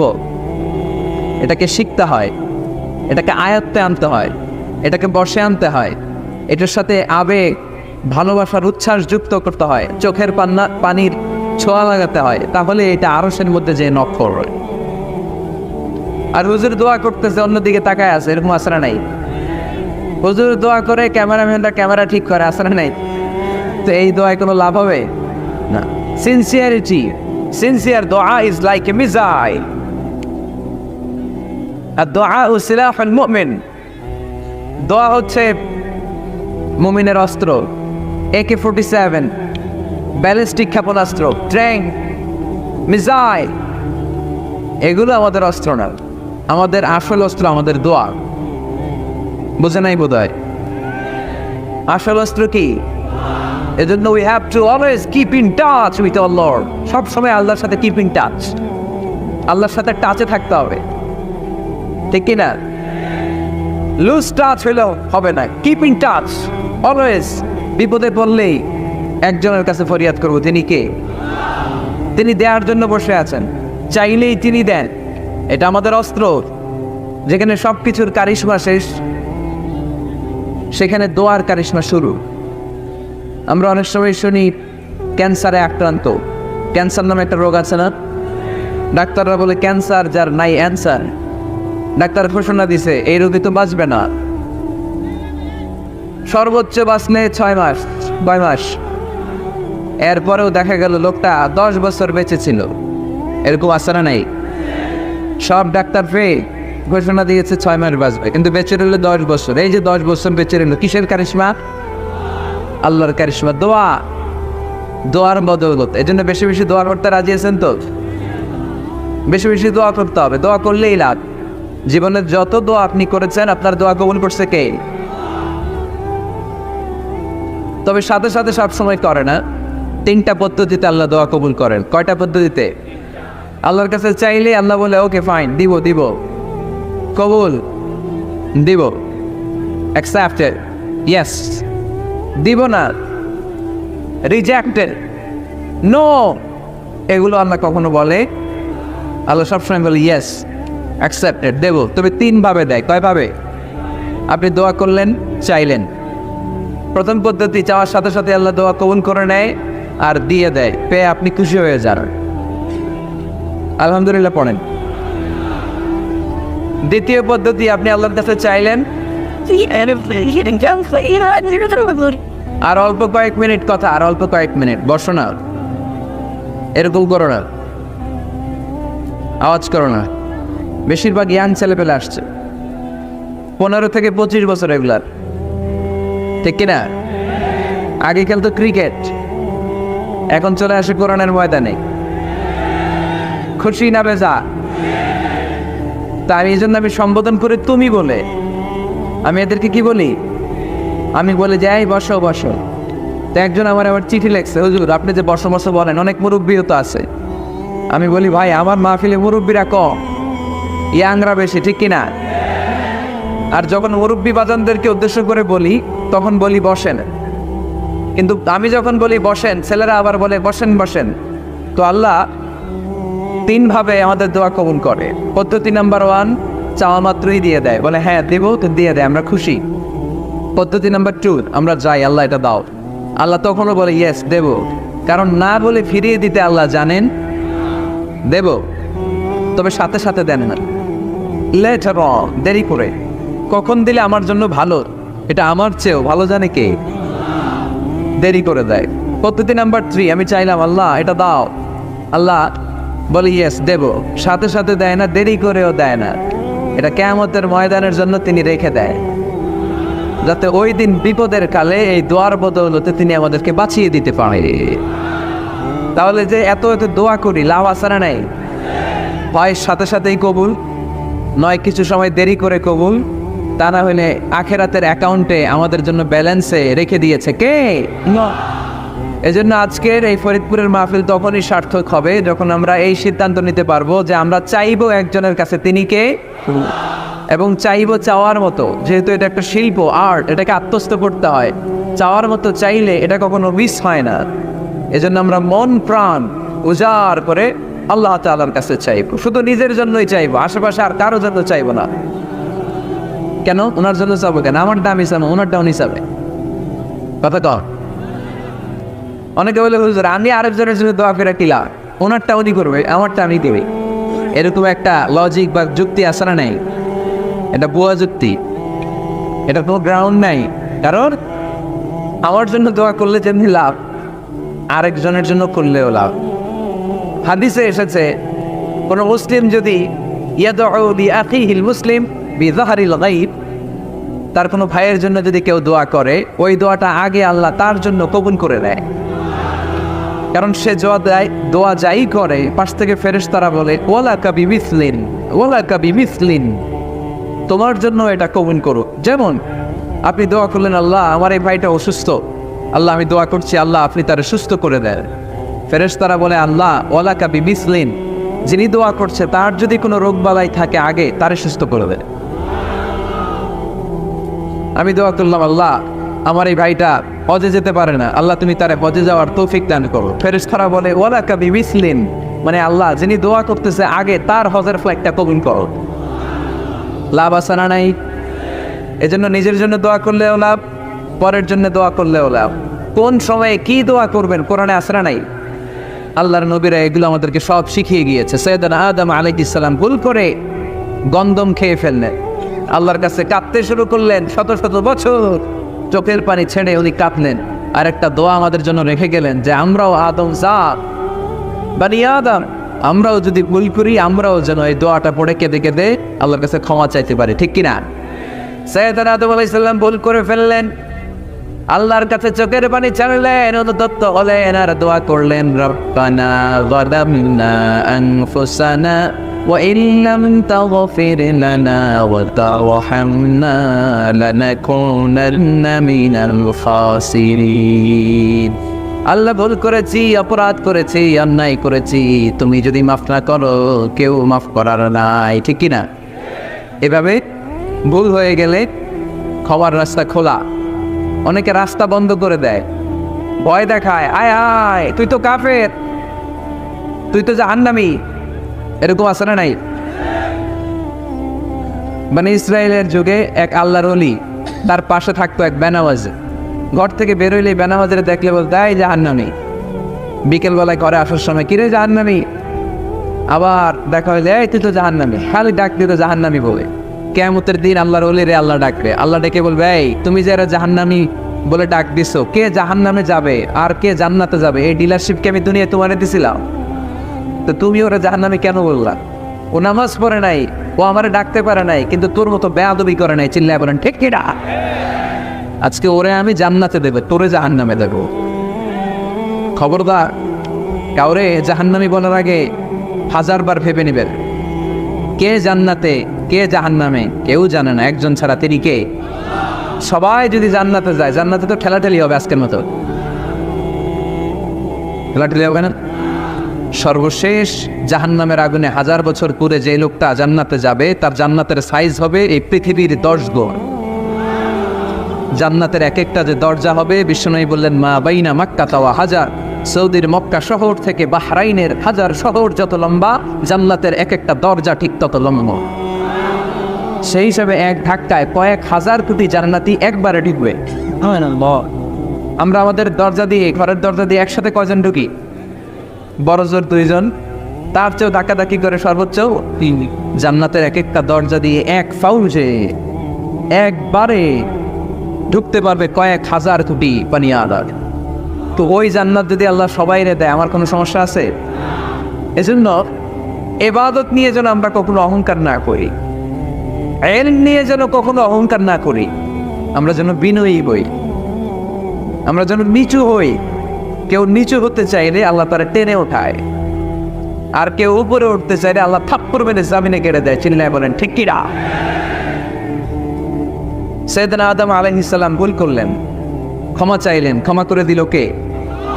এজন্য আমাদেরও যদি ভুল হয়ে যায়, আমরা আল্লাহর কাছে মাফ চাইব। মাফের দরজা খোলা আছে না নাই? আবার সাইয়েদনা ইব্রাহিম আলাইহিস সালাম দোয়া করলেন, রব্বি জাআলনি মুকিমাস সালাতি ওয়া মিন যুররিয়াতি রব্বানা ওয়া তাকাব্বাল দুআ। আল্লাহ আপনি আমার নামাজ কায়েমকারী বানান, আমার কলিজার টুকরা ইসমাইলকেও আমার সাথে নামাজ কায়েমকারী বানান, আমার দোয়াটা আপনি কবুল করে নেন। সালাতে কায়েম করো, ও সালাতে কায়েম করো, হবে সম্মানী তুমি, হবে জান্নাতি তুমি, হবে সম্মানী তুমি, হবে জান্নাতি তুমি। ঠিক না? দিবে কাল হাসরে শীতল ছায়া, আরো সে আজিব, রব্বিয়াল আলা, রব্বিয়াল আযীম, রব্বিয়াল আলা, রব্বিয়াল আযীম। সুবহানাল্লাহ পড়েন। এরপরে কোনো বিপদে যদি পড়ে যাই, কোনো আপদ মুসিবতে যদি পড়ে যাই, কি দোয়া করতে হবে? সাইয়েদনা ইউনূস আলাইহিস সালামের ওই দোয়াটাও আল্লাহর কোরআনে আছে না নাই? লা ইলাহা ইল্লা আনতা সুবহানাকা ইন্নী কুনতু মিনাজ জালিমিন। সবাই পড়েন, লা ইলাহা ইল্লা আনতা সুবহানাকা ইন্নী কুনতু মিনাজ জালিমিন। আল্লাহ রাসূলের একটা পদ্ধতি ছিল, তিনি বদলা নিতেন না, তিনি বদলে দিতেন। আমরা কি বদলা নেব নাকি বদলে দিব? মাদারীপুরের ভাইয়েরা এই কথাটা আজকে মুখস্থ করে নিয়ে যাবেন। আমরা কখনো বদলা নেই না, আমরা আমাদের আচরণ ভালোবাসা দিয়ে গোটা সমাজকে বদলে দেই। ঠিক কিনা? যুগ জামানা পাল্টে দিতে চাই না অনেকজন। এক মানুষই আনতে পারে জাতির জাগরণ, এক মানুষই বিপদকালে বাঁচায় কাফেলায়, ক্ষুদ্র ডিঙ্গি বাঁচায় জাহাজ অসীম দরিয়ায়। এজন্য সমাজ পরিবর্তনের জন্য হাজার হাজার লোক দরকার নেই, একটা ওমরের দরকার। কয়টা ওমরের দরকার? একটা ওমরই গোটা বিশ্বকে সোজা করে ফেলবে। ঠিক কিনা? এজন্য আল্লাহর হাবিব ছিলেন তেমন একজন মানুষ, যিনি গোটা বিশ্বকে সভ্যতা ভালোবাসা দিয়ে আলিঙ্গন করেছেন। ওনাকে মারার জন্য যারা ষড়যন্ত্র করেছে, তাদের জন্য তিনি বুক পেতে দিয়েছেন। As a father, as a teacher, as a commander, as a lawgiver, as a lawmaker, as a reformer of the society, as a messenger, Muhammad is the superman of the world. স্বামী হিসেবে, বাবা হিসেবে, মানুষ হিসেবে, নেতা হিসেবে, নবী হিসেবে তিনি গোটা বিশ্বের জন্য একজন সুপারম্যান। যার পরশ পেলে, যার সোনালী পরশ পেলে কাফেরগুলো কালিমা পড়ে মুসলমান হয়ে যায়। যার নুরানি চেহারা দেখলে নাস্তিকগুলো মুহূর্তেই আস্তিক হয়ে যায়।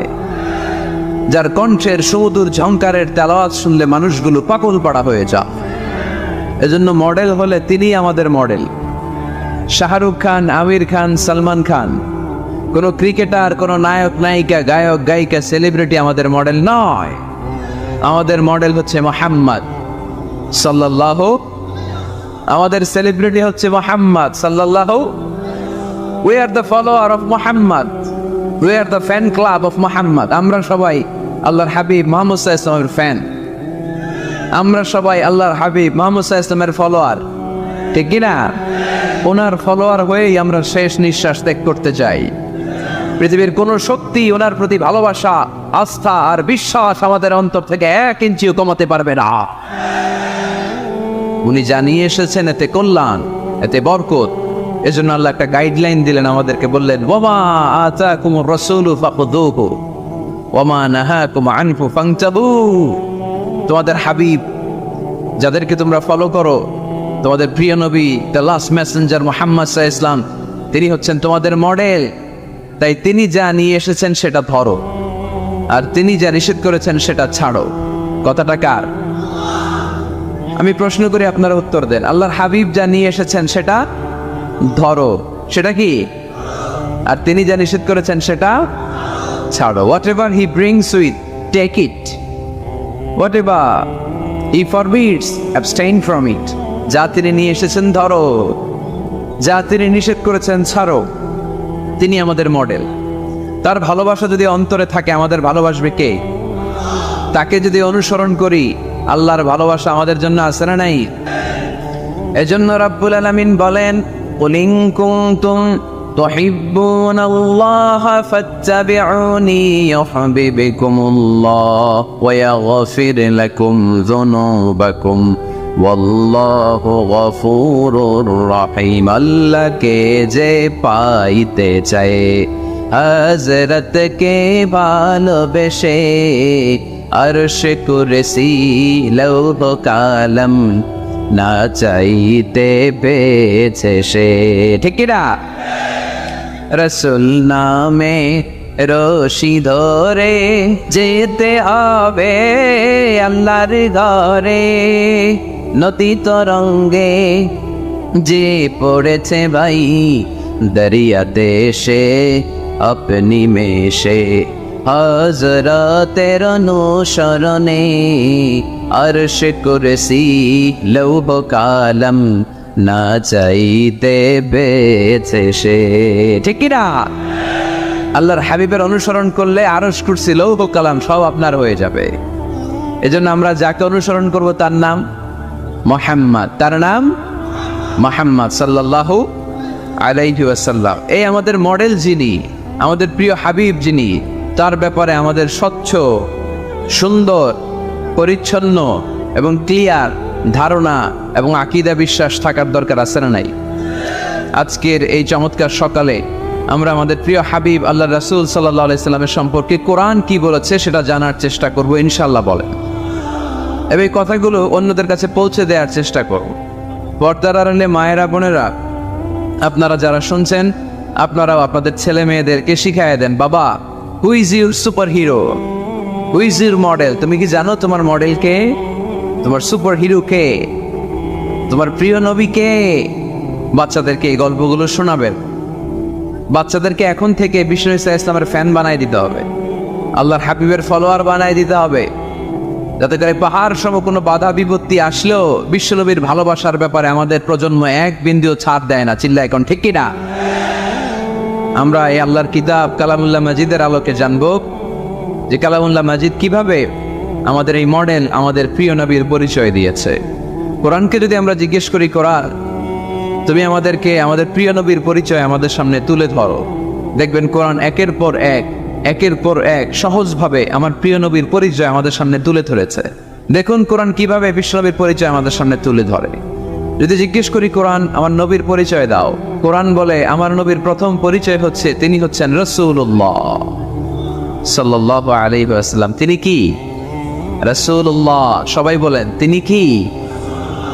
মুহাম্মাদুর রাসূলুল্লাহি ওয়াল্লাযীনা মাআহু আশিদ্দাউ আলাল কুফফারি রাহমাউ বাইনাহুম।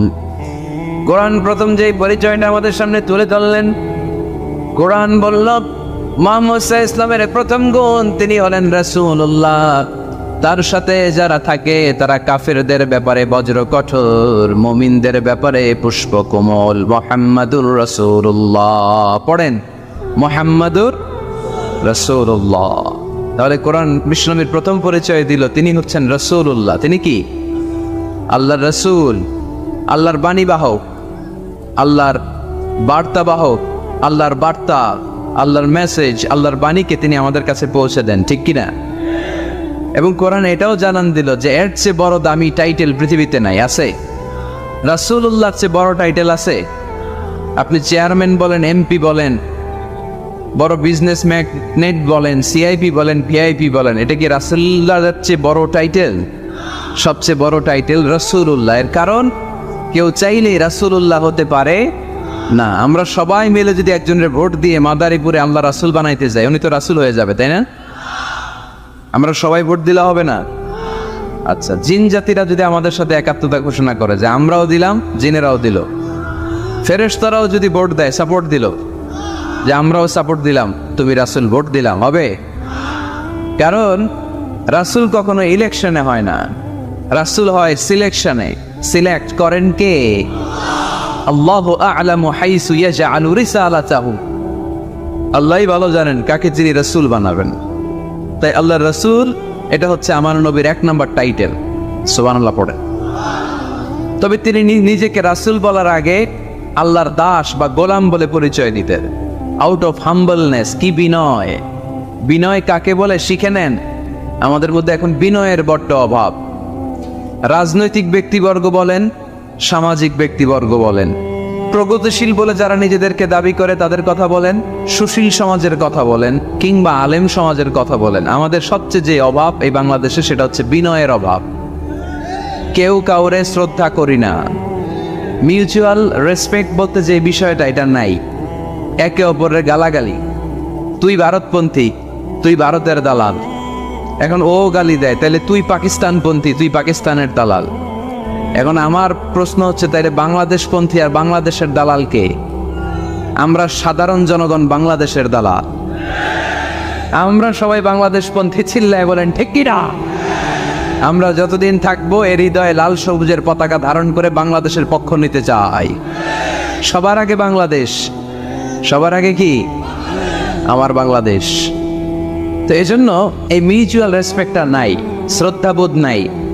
আমি মাদারীপুরের এই বিশাল জনসমুদ্রের কাছে বিনয়ের সাথে এই মেসেজটুকু ড্রপ করতে চাই। প্রিয় ভাইয়েরা, আসুন দেশের স্বার্থে, দশের স্বার্থে আমরা বিনয়ী হই। আমরা ভিন্ন মতকে শ্রদ্ধা করতে শিখি। সবাই আমার মতেরই হইতে হবে, সবাই আমার দলেরই হইতে হবে, এটা কোনো কথা না। বৈচিত্র্য থাকবে, বৈচিত্র্যের মাঝেই আমাদেরকে ঐক্য খুঁজে নিতে হবে, ঠিক কিনা? আমাদেরকে প্রচন্ড একটা সিন্ডিকেট করতে হবে, ঐক্যের সিন্ডিকেট, চিল্লায় বলেন ঠিক কিনা? যাতে করে কোনো পরাশক্তি এই ঐক্যের সিন্ডিকেটকে ভেঙে দিতে না পারে। এটা সম্ভব যদি আমাদের পারস্পরিক সমঝোতা থাকে, বিনয় থাকে। আল্লাহর হাবিব কতটা বিনয়ী ছিলেন! আল্লাহর হাবিব যখন আল্লাহর কাছে দোয়া করতেন, এতটা বিনয়ী হয়ে দোয়া করতেন, আল্লাহর হাবিব বলতেন, আল্লাহুম্মা ইন্নী আবদুক ওয়াবনু আবদিক ওয়াবনু আমাতিক। আল্লাহ, আমি আপনার গোলাম, শুধু আমি আপনার গোলাম নই, আমি গোলামের ঘরের গোলাম। আমি শুধু গোলাম না, আমি গোলামের ঘরের গোলাম, আমি বান্দির ঘরের গোলাম।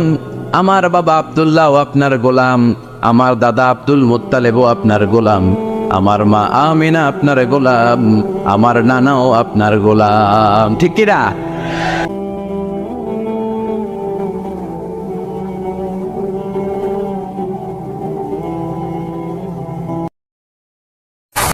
সাইয়েদনা লোকমান ছিলেন পেশায় রাখাল। কি ছিল? কথা বলেন, সবাই বলেন। সারাদিন ছাগল চড়াতো, রাত্রেবেলায় বাসায় আসলে এরকম হাজার হাজার মানুষ ভিড় জমাতো। লোকমানের মালিক বলে, ঘটনা কি রে, এত মানুষের ভিড় কেন? সবাই বলে, আপনার রাখাল সাধারণ কোনো মানুষ নয়, এটা অসাধারণ মানুষ, অনেক জ্ঞান। মনিব বলে, ঘটনা কি? আমার রাখালের এত জ্ঞান আমি জানি না, আজকে একটু চেক করব। ইবনু জারির আত-তাবারি ওনার তাফসিরে তাবারিতে এই বর্ণনাটা এনেছেন। মনিব লোকমানকে ডেকে বলে, ইয়া লোকমান ইযহাব ওয়াজবাহ শাতান। লোকমান, তুমি একটা ছাগল জবাই করো। ওয়া আখরিজ মিনহা আতিয়াবা মুদগাতাইন, জবাই করার পরে ছাগলের দেহের সবচেয়ে দামি পবিত্র দুইটা অঙ্গ কেটে আনো। সাইয়েদনা লোকমান জবাই করলেন, ফাআখরাজা আল লিসানা ওয়াল কলব। তো ফাআখরাজা আল লিসানা ওয়াল কলব, লোকমান ছাগল জবাই করে মনিবের কথা অনুযায়ী জিহ্বার কল্ব কেটে নিয়ে আসলেন, মনিবের হাতে দিলেন। মনিব বললেন, যাও ইযবাহ শাতান উখরা, আরেকটা ছাগল জবাই করো। ওয়া আখরিজ মিনহা আখবাসা মুদগাতাইন, এবার ছাগলের সবচেয়ে নিকৃষ্ট দুইটা অঙ্গ ছুরি দিয়ে কেটে আনো। লোকমান জবাই করে আবার আফরাজাল লিসানা ওয়াল কলব, জিহ্বার কল্ব কেটে নিয়ে আসলেন। সুবহানাল্লাহ কইবেন না? মনিব বলে, মা হাযা ইয়া লোকমান, সবচেয়ে দামি পবিত্র দুইটা অঙ্গ আনতে বললাম, জিহ্বার কলব কেটে আনলাম। আবার সবচেয়ে নিকৃষ্ট দুইটা অঙ্গ আনতে বললাম, তখনও জিহ্বার কলব কেটে আনলা। সাইয়েদনা লোকমান বলে, জিহ্বা এমন অঙ্গ, এই জিহ্বা যদি ভালো হয়, জিহ্বার চেয়ে ভালো কিছু আর হয় না। এই জিহ্বা যদি খারাপ হয়, জিহ্বার চেয়ে খারাপ কোনো অঙ্গ দেহের ভেতরে আর হয় না, ঠিক কি না? এই জিহ্বা দিয়ে যদি কোরআনের তেলাওয়াত করেন, এই জিহ্বা দিয়ে যদি আল্লাহর জিকির করেন, এই জিহ্বা দিয়ে যদি কল্যাণের পথে, হকের পথে মানুষকে ডাকেন, এই জিহ্বা দিয়ে যদি সত্য কথা বলেন, দ্বীনের নসিহত করেন, এই জিহ্বার চেয়ে ভালো অঙ্গ দেহে আর হয় না। আর এই জিহ্বা দিয়ে যদি মানুষকে গালি দেন, এই জিহ্বা দিয়ে যদি মিথ্যা সাক্ষী দেন, এই জিহ্বা দিয়ে যদি কিবত করেন, চুগলখুরি করেন, এই জিহ্বা দিয়ে যদি উল্টাপাল্টা গান বাজনা করেন, জিহ্বার চেয়ে খারাপ অঙ্গ আর হয় না, ঠিক কিনা? এই জন্য জিহ্বা দিয়ে গান গাইতে হবে কার? জিহ্বা দিয়ে কবিতা আবৃত্তি করতে হবে কার? কিন্তু এই জিহ্বা দিয়ে উল্টাপাল্টা গান গায় এরকম লোক আছে না নাই? বিশ্বনবী বললেন, বুইসতু আন উকাসসিরাল মাযামির, ঢোল বাদ্য ভেঙে চুরে মাটির সাথে গড়িয়ে দেওয়ার জন্য আমারে পাঠিয়েছে কে? কিন্তু আমাদের দেশের গান বাজনায় ঢোল বাদ্য আছে না নাই? তোরা বাজারে ঢোল বাজারে বাঁশি আছে না নাই? বাংলা মায়ের একতারা সুর কতই ভালোবাসি, বাংলা মায়ের দোতারা সুর কতই ভালোবাসি, তোরা বাজারে ঢোল বাজারে বাঁশি, বলে না? কিন্তু বিশ্বনবী এই ঢোল বাদ্য ভেঙে মাটির সাথে মিশিয়ে দেওয়ার জন্য এসেছে। এজন্য ঢোল বাদ্য বাজানো যাবে না। বাউলের গান, লালনের গান, মরমী গান, যেই গানের মধ্যে ঢোল বাদ্য আছে, গাওয়া যাবে না, ঠিক কিনা? কিন্তু আমরা বেহায়ার মতো এই গানগুলো শুনি কি শুনি না? আমরা গাইও শেফালি কেন পানে জর্দা মিশালি, গায় না? গায় না? তোকে দেখে গাই যে আমি রিমিক্স কাওয়ালি। আহা হুজুর, কত ভালো লাগে, হ্যাঁ? কপাল পোড়া। এই রিমিক্স যেটার মধ্যে আছে, ঢোল বাদ্য আছে, এগুলো গাওয়া যাবে। আবার ছেলে পেলে বাড়ি সিদ্দিকির গানের জন্য পাগল, মরে গেল গত মাসে, মনে আছে? আমি একটা জিন্দা লাশ, কাটিস না রে জংলারে বাস, আমার লাইগা 3.5 হাত কবর খুঁড়িস নাই, আমি পীড়িতের নলে পোড়া, মরার পরে আমায় পুড়িস না, তোরা মরার পরে আমায় পুড়িস না, বলে বলে। এগুলো গাওয়া যাবে? কেন গাওয়া যাবে না? গানের প্রথম লাইনে বলতেছে, আমারে তুই কবর দিস না। দ্বিতীয় লাইনে বলে, আমারে আগুনে পুড়িস না। মুসলমানকে কি শ্মশানে নিয়ে আগুনে পুড়ে না কবর দেয়? তাহলে যে গানের মধ্যে হিন্দু কালচার আছে, ইন্দোয়ানি সংস্কৃতি আছে, শিরকের ঘ্রাণ আছে, মুসলমান ওই গান গাইতে পারে? মুসলমান গাবে ইসলামের গান, কোরআনের গান, সালাতের গান। তলাল বাদরু আলাইনা من ثنيات الوداع وجب الشكر علينا ما دعا لله دا أيها المبعوث فينا جئت من أمر المطاع جئت شرفت المدينة مرحبا يا خير دا পড়েন আল্লাহু আকবার। এই জন্য ছেলে মেয়েদেরকে ছোট্টবেলা থেকে উপদেশ দেন। সাইয়েদনা লোকমান বললেন, জিহ্বা এমন অঙ্গ, এই অঙ্গ দিয়ে যদি জিকির করেন, জিহ্বার চেয়ে ভালো কিছু আর হয় না। আর এই জিহ্বা দিয়ে যদি গান বাজনা করেন, অশ্লীল গান গান, জিহ্বার চেয়ে খারাপ অঙ্গ আর হয় না, ঠিক কিনা?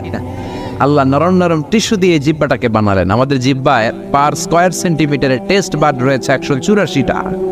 সেই হিসাবে আমাদের জিহ্বা দিয়ে আমরা কয়েক হাজারেরও বেশি ধরনের খাদ্যের স্বাদ আস্বাদন করতে পারি। সুবহানাল্লাহ কইবেন না? আপনি হিউম্যান অ্যানাটমি, মানুষের শরীর বিদ্যা নিয়ে যদি গবেষণা করেন অবাক হয়ে যাবেন। আল্লাহ কত সুন্দর করে ব্রেইন দিলেন, হার্ট দিলেন, লাংস দিলেন, ফিল্টার দিলেন, কিডনি দিলেন। আপনি যদি খেয়াল করেন যেটা যেখানে সেট করা দরকার ঠিক ওইভাবেই সেট করে দিয়েছে কে? আমাদের মুখ যেখানে থাকা দরকার ছিল ওখানে দিয়েছে। মুখের উপরে কি সুন্দর নাক, খাবার নেবেন, ঘ্রাণ নেবেন, বাসি না খারাপ, চোখ দিয়ে দেখবেন। এই নাক যদি এইখানে না থাকে আমাদের পিঠে থাকতো, কি করতেন? খাওয়ার সময় ঘ্রাণ নেওয়ার জন্য পিঠে নেওয়া লাগতে হবে, যে দেখো শুকে দেখো ভালো কিনা, ঠিক কিনা। তারপর চোখ যদি এইখানে না থাকে একটু উপরে থাকতো, এই চোখটা এদিকে, এই চোখটা এদিকে, কি করতেন? শীতের বিকালে ফুটবল খেলতে গেলে কপাল দিয়ে হেড দিলে চোখ দুইটা ডিমের মতো পৌঁছে যেত। সুবহানাল্লাহ কইবেন না? কানগুলাকে কত চমৎকার সেটিং করলেন। আচ্ছা খেয়াল করে দেখেন তো, এই কান যদি আল্লাহ এই বগলের নিচে দিত, আর এই কান যদি এই বগলের নিচে দিত, কি হইতো? আজকে আমার মাহফিল শোনার জন্য সবার এমনি বসে থাকা লাগতো, কান তো এই জায়গায়। সুবহানাল্লাহ পড়বেন না? এজন্য সাইয়েদনা লোকমান বললেন, জিহ্বা যদি ভালো হয় জিহ্বার চেয়ে ভালো হয় না, জিহ্বা যদি খারাপ হয় জিহ্বার চেয়ে খারাপ আর হয় না। এবার তিনি কলব হাতে নিলেন, হাতে নিয়ে বললেন, ও মনিব, কলবটা এমন অঙ্গ, এটা শ্রেষ্ঠ অঙ্গ, আবার এটাই নিকৃষ্ট। এই কলবে যদি আল্লাহর জিকির ঢুকান, এই কলবের মধ্যে যদি মানুষের কল্যাণের কথা ভাবেন, মানুষের জন্য ভালোবাসা যদি অন্তরে রাখেন, কলবের চেয়ে ভালো অঙ্গ আর হয় না। আর এই কলবের ভেতরে যদি মানুষের জন্য ঘৃণা পুষে রাখেন, আল্লাহর জিকির না বসিয়ে শয়তানকে যদি আপনার কলবের মধ্যে আপনি ঢুকিয়ে দেন, তাহলে কলবের চেয়ে খারাপ অঙ্গ আর হয় না, ঠিক কি না? এজন্য আল্লাহ বললেন, আলা বিযিকিরিল্লাহি তাতমাইন্নুল কুলুব। দুনিয়ার কোন জিনিস দিয়ে কলব প্রশান্ত হয় না, কলব প্রশান্ত হয় একজনের জিকির দিয়ে, তিনি কে? এজন্য কলবের ভেতরে আল্লাহর জিকির রাখার দরকার আছে না নাই? অনেকে আসে কলবের ভেতরে আল্লাহর জিকির না ঢুকাইয়া আয়না ঢুকায়, আছে না নাই? কলবে কি ঢুকায়? আপনাদের এলাকায় ঢুকায়? কয় আয়না বসাইয়া দে মোর কলবের ভিতর বাবারে। দয়াল বাবা কেল্লা কাবা হেনারে কারিগর, আয়না বসাইয়া দে মোর কলবের ভিতর বলে। আমাদের ওই দিকটাই খুব বলে, তোর বাবার কলবেই তো আয়না নেই, তোরে কি আয়না দিবে বেটা? কলবে আয়না থাকে না, কলবে জিকির বসাবেন কার? এজন্য লোকমান বলল, ও মনিব, কলবটা এমন অঙ্গ, দেহের সবচেয়ে দামি অঙ্গ। যদি ভালো হয় কলবের চেয়ে ভালো কিছু নাই। যদি কলবটা খারাপ হয়ে যায়, পচে যায়, নষ্ট হয়ে যায়, কলবের চেয়ে খারাপ অঙ্গ দেহে নাই, ঠিক কিনা? মনিব বলে, তাই তো, আসলেই তো আমার রাখাল সাধারণ কোনো রাখাল নয়। মনিব বললে, লোকমান যাও, আজকে থেকে তোমার আমি আজাদ করে দিলাম, তুমি গোটা বিশ্বে ছড়িয়ে তোমার জ্ঞান দিয়ে লোকদেরকে আলোকিত করে নাও। আল্লাহু আকবার। সে লোকমানের কথা আল্লাহ বললেন, ওয়ালাকাদ আতাইনা লুকমানাল হিকমাতা আনিশকুর লিল্লাহ। আমি লোকমানকে হিকমত দিয়েছি আর বলেছি আনিশকুর লিল্লাহ, শুকরিয়া করবা কার? সবাই বলবেন, শুকরিয়া করবেন কার? শুকরিয়া করলে নিয়ামত বাড়ায় দেয় কে? না করলে নিয়ামত কেড়ে নেয় কে? لئن شكرتم لأزيدنكم ولئن كفرتم إن عذابي لشديد। ওরে গোলাম, যদি নিয়ামতের শুকরিয়া করো নিয়ামত বাড়িয়ে দেব, আর যদি নিয়ামতের শুকরিয়া না করে আমি আল্লাহর সাথে গাদ্দারি করো, কুফরি করো, জেনে রেখো আমার শাস্তি বড় কড়া। ইন্না বাতশা রাব্বিকা লাশাদীদ। আমার আল্লাহর ধরা, আযাব আর পানিশমেন্ট আর পাকড়াও বড় কঠিন। আমার আল্লাহ সব সময় ধরে না, কিন্তু যখন ধরে ছাড়ে না, ঠিক কি না? ধরে ধরে ধরে না, ধরলে আল্লাহ ছাড়ে না। ফেরাউনরে যখন ধরলেন ছাড়েন নাই, অনেক ঢিল দিলেন, দেখলেন ফেরাউন ভালো হয় কিনা, সাইয়েদনা মুসার কথা শুনে কিনা। নমরুদকে অনেক ঢিল দিলেন, ভালো হয় নাই। নমরুদরে পরে মশার কামড় দিয়ে শেষ করলো কে? ফেরাউনরে অনেক ছাড় দিলেন, সুযোগ দিলেন, তওবা করে নাই। ফেরাউনরে সাগরের পানিতে সুবানি খাওয়াইলো কে? আব্রাহার বাহিনী কাবাঘর ভাঙতে আসলো, আবাবিল পাখি দিয়ে আব্রাহার বাহিনীরে শেষ করলো কে? আবার কাবা ভাঙতে এলে পাঠাও আবাবিল, দাও খোদা দাও আমায় আবার উমার দারাজ দিল দাও খোদা দাও, আমায় আবার উমার দারাজ দিল। আল্লাহু আকবার। এজন্য আমার আল্লাহ সব সময় ধরে না, কিন্তু যখন ধরে, কথা বলেন, যখন ধরে ধরে ধরে ধরে না ধরলে আল্লাহ ফেরাউনরে ধরলেন ছাড়েন নাই, নমরুদরে ধরলেন ছাড়েন নাই, এখনো যদি কেউ বান্দ্রামি করে ধরলে ছাড়বেন না। জোরে কোন ঠিক কিনা, ঠিক কিনা? ফেরাউনের লাশটা আমি নিজে দেখেছি, আমার জীবন ধন্য, আমার চোখ ধন্য। জাহান্নামের নরকীটটাকে আমি দেখে এসেছি। আমি তো মিশরে পড়েছি, মিশরের রাজধানী কায়রোর ন্যাশনাল মিউজিয়ামে এই লাশটা রাখা। মরেছিল লোহিত সাগরে 2000 বছর।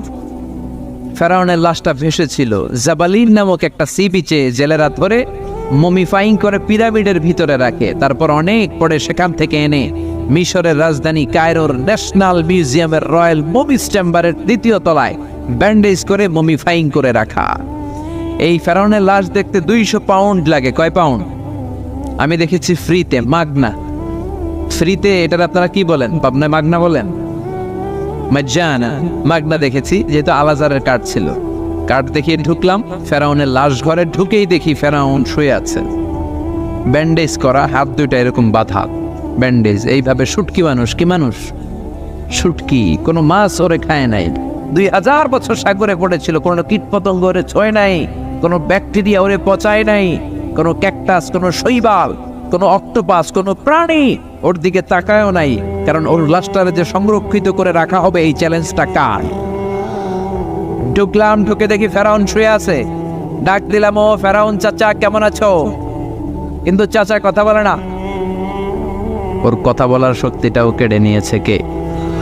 ওই দিন আমি অনেকক্ষণ কথা বললাম ফেরাউনের সাথে, কিন্তু এক পেশে কথা, একতরফা কথা, শুধু আমিই কই, সে কথা কয় না। তার লাশের চারদিক দিয়ে ঘুরে ঘুরে দেখলাম আর অবাক হলাম। এই লোকটা আমার নবী মুসা আলাইহিস সালামকে ধমক দিত। এই লোকটার ভয়ে বনি ইসরায়েলের মুসলমান সৈনিকেরা নিজ এলাকায় থাকতে পারতো না, আরেক এলাকায় যে ঘুমানো লাগতো। এরকম পরিবেশ এখনো দেশে আছে না নাই? আমার থানা এইখানে, আমি এখানে থাকতে পারি না, আরেক থানায় ঘুমাই। আমার বাড়ি এইখানে, আমার বাড়িতে আমি পরবাসী, আরেকজনের ঘরে ঘুমাই। ওয়ালা তাহিনু ওয়ালা তাহজানু ওয়া আনতুমুল আ'লাউনা ইন কুনতুম মুমিনিন। দুঃখ করো না, চিন্তা করো না, ঈমান যদি পাক্কা হয় বিজয় তোমাদের হাতে নিশ্চিত হবেই হবে। চিল্লা এখন ঠিক কি না? ঈমানের নমুনা যদি দেখাতে পারো, সবর যদি এখতিয়ার করতে পারো, নিজেদের জান আর প্রাণকে যদি কোরআনের জন্য উৎসর্গ করতে পারো, বাংলার জমিনেও কালেমার পতাকা উড়াইয়া দিবে কে? পৃথিবীতে কেউ তো স্থায়ী হয় না, ওক না সে ফেরাউন কিবা নমরুদ। কেউ ভবে চিরদিন রয় না, কেউ ভবে চিরকাল রয় না। জোরে কোন ঠিক কিনা? এজন্য থাকার জন্য আমরা আসি নাই, চলে যেতে হবে। ফেরাউনকেও শেষ করে দিল কে? এজন্য আল্লাহ বললেন, আনিশকুরু লিল্লাহি ওয়া মান ইয়াশকুরু ফাইন্নামা ইয়াশকুরু লিনাফসিহি। ও লোকমান, আল্লাহর শুকরিয়া করো, শুকরিয়া করলে আমি নিয়ামত বাড়িয়ে দেই। আর কেউ যদি শুকরিয়া করে সেটা তার নিজের জন্যই করে, আমি আল্লাহর কোনো লাভ নাই। শুকরিয়া করলে লাভ কার? কুফরি করলে লস কার? আল্লাহর কোনো লাভ লস আছে? কথা বলেন, লাভ লস আছে? সহিহ মুসলিমের বর্ণনায় বিশ্বনবী বললেন, হাদিসে কুদসিতে আল্লাহ বলেন, ইয়া ইবাদি লাউ আন্না আউওয়ালাকুম ওয়া আখিরাকুম ওয়া ইনসাকুম ওয়া জিন্নাকুম কানু আলা আফজারি কলবি রাজুলিন ওয়াহিদ মা নাকাসা ফি মুলকি শাইআ।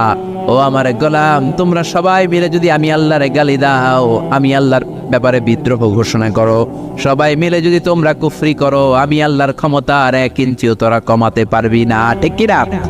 কমানো যাবে? আমরা সবাই মিলে বিদ্রোহ করলে আল্লাহর কোনো ক্ষতি নাই। ওয়া আন্নাকুম গায়রু মুজিজিল্লাহ।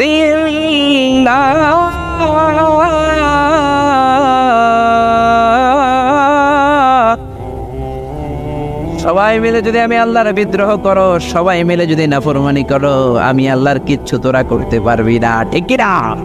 এজন্য শুকরিয়া করলে তোদের লাভ, না শুকরি করলে তোদের লস। শুকরিয়া করলে নিয়ামত বাড়ায় দিবে কে? এজন্য শুকরিয়া করতে রাজি আছেন?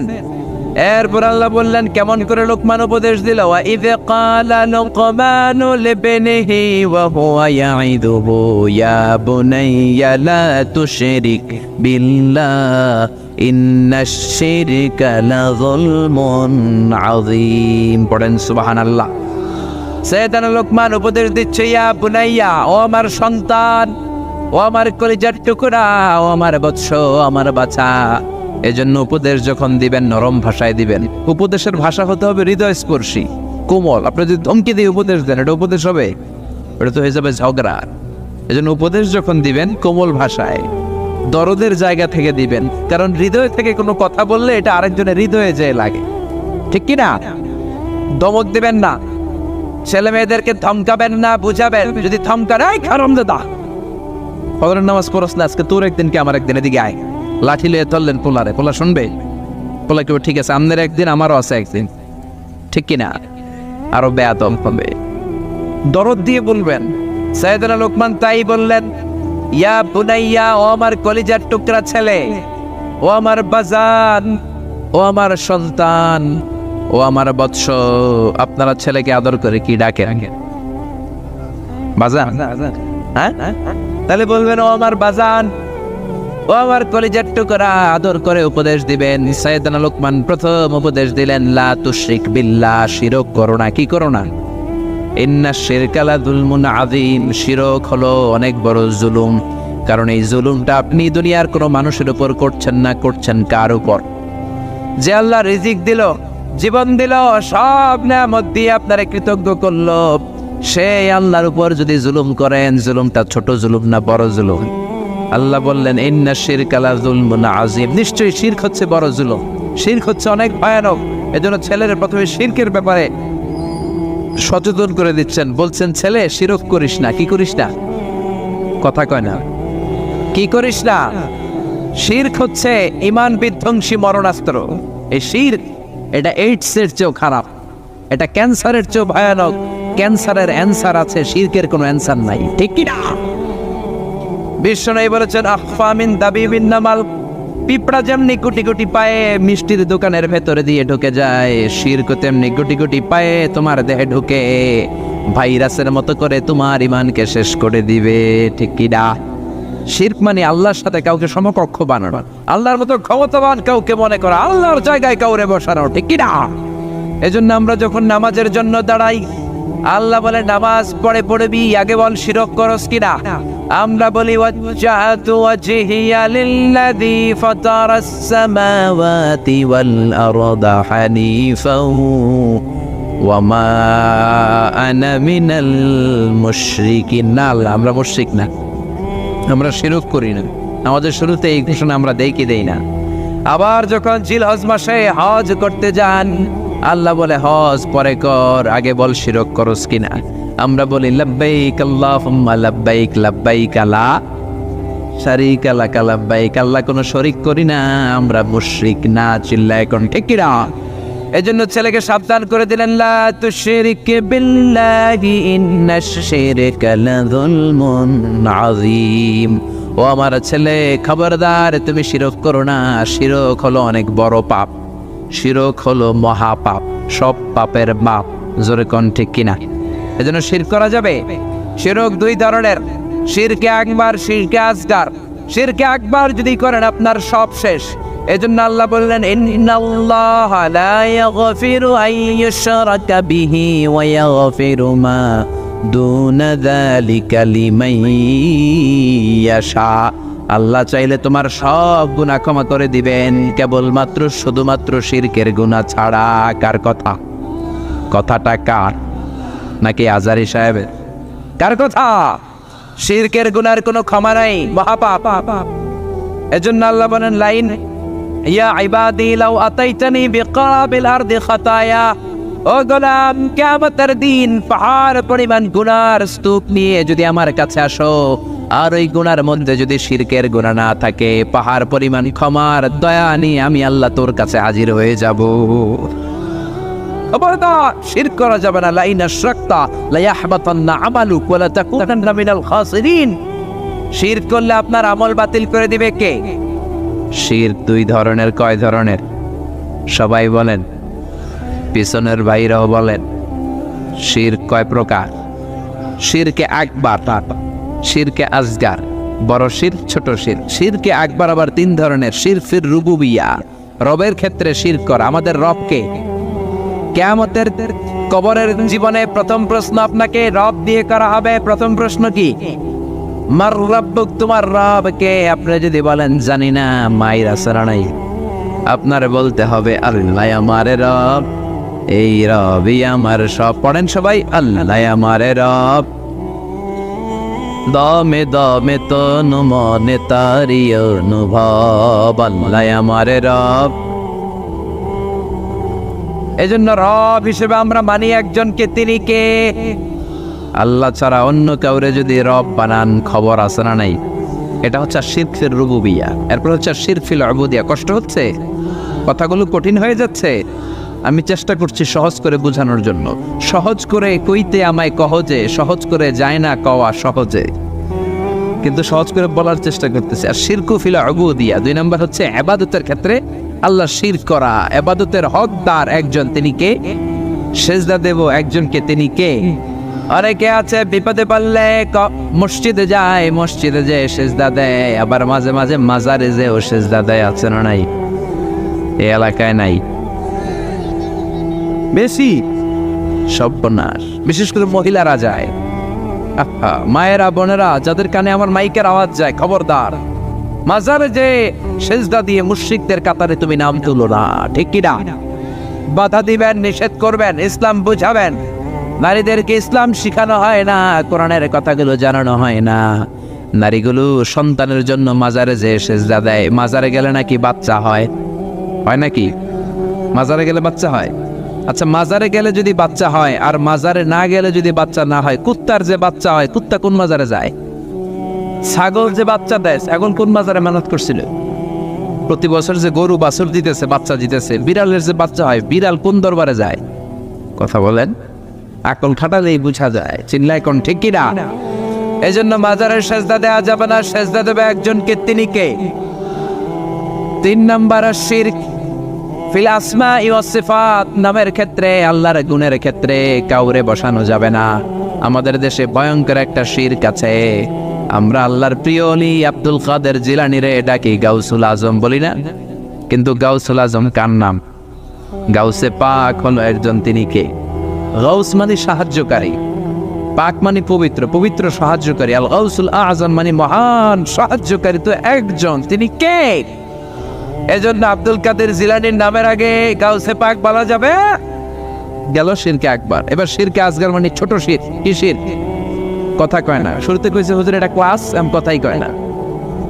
কি শির? শিরকে আকবার করলে আপনি মুশরিক হয়ে যাবেন, কিন্তু শিরকে আসগার যদি করেন আপনি মুশরিক হবেন না, কিন্তু আপনার কবিরা গুনাহ হবে। তওবা করার দরকার আছে না নাই?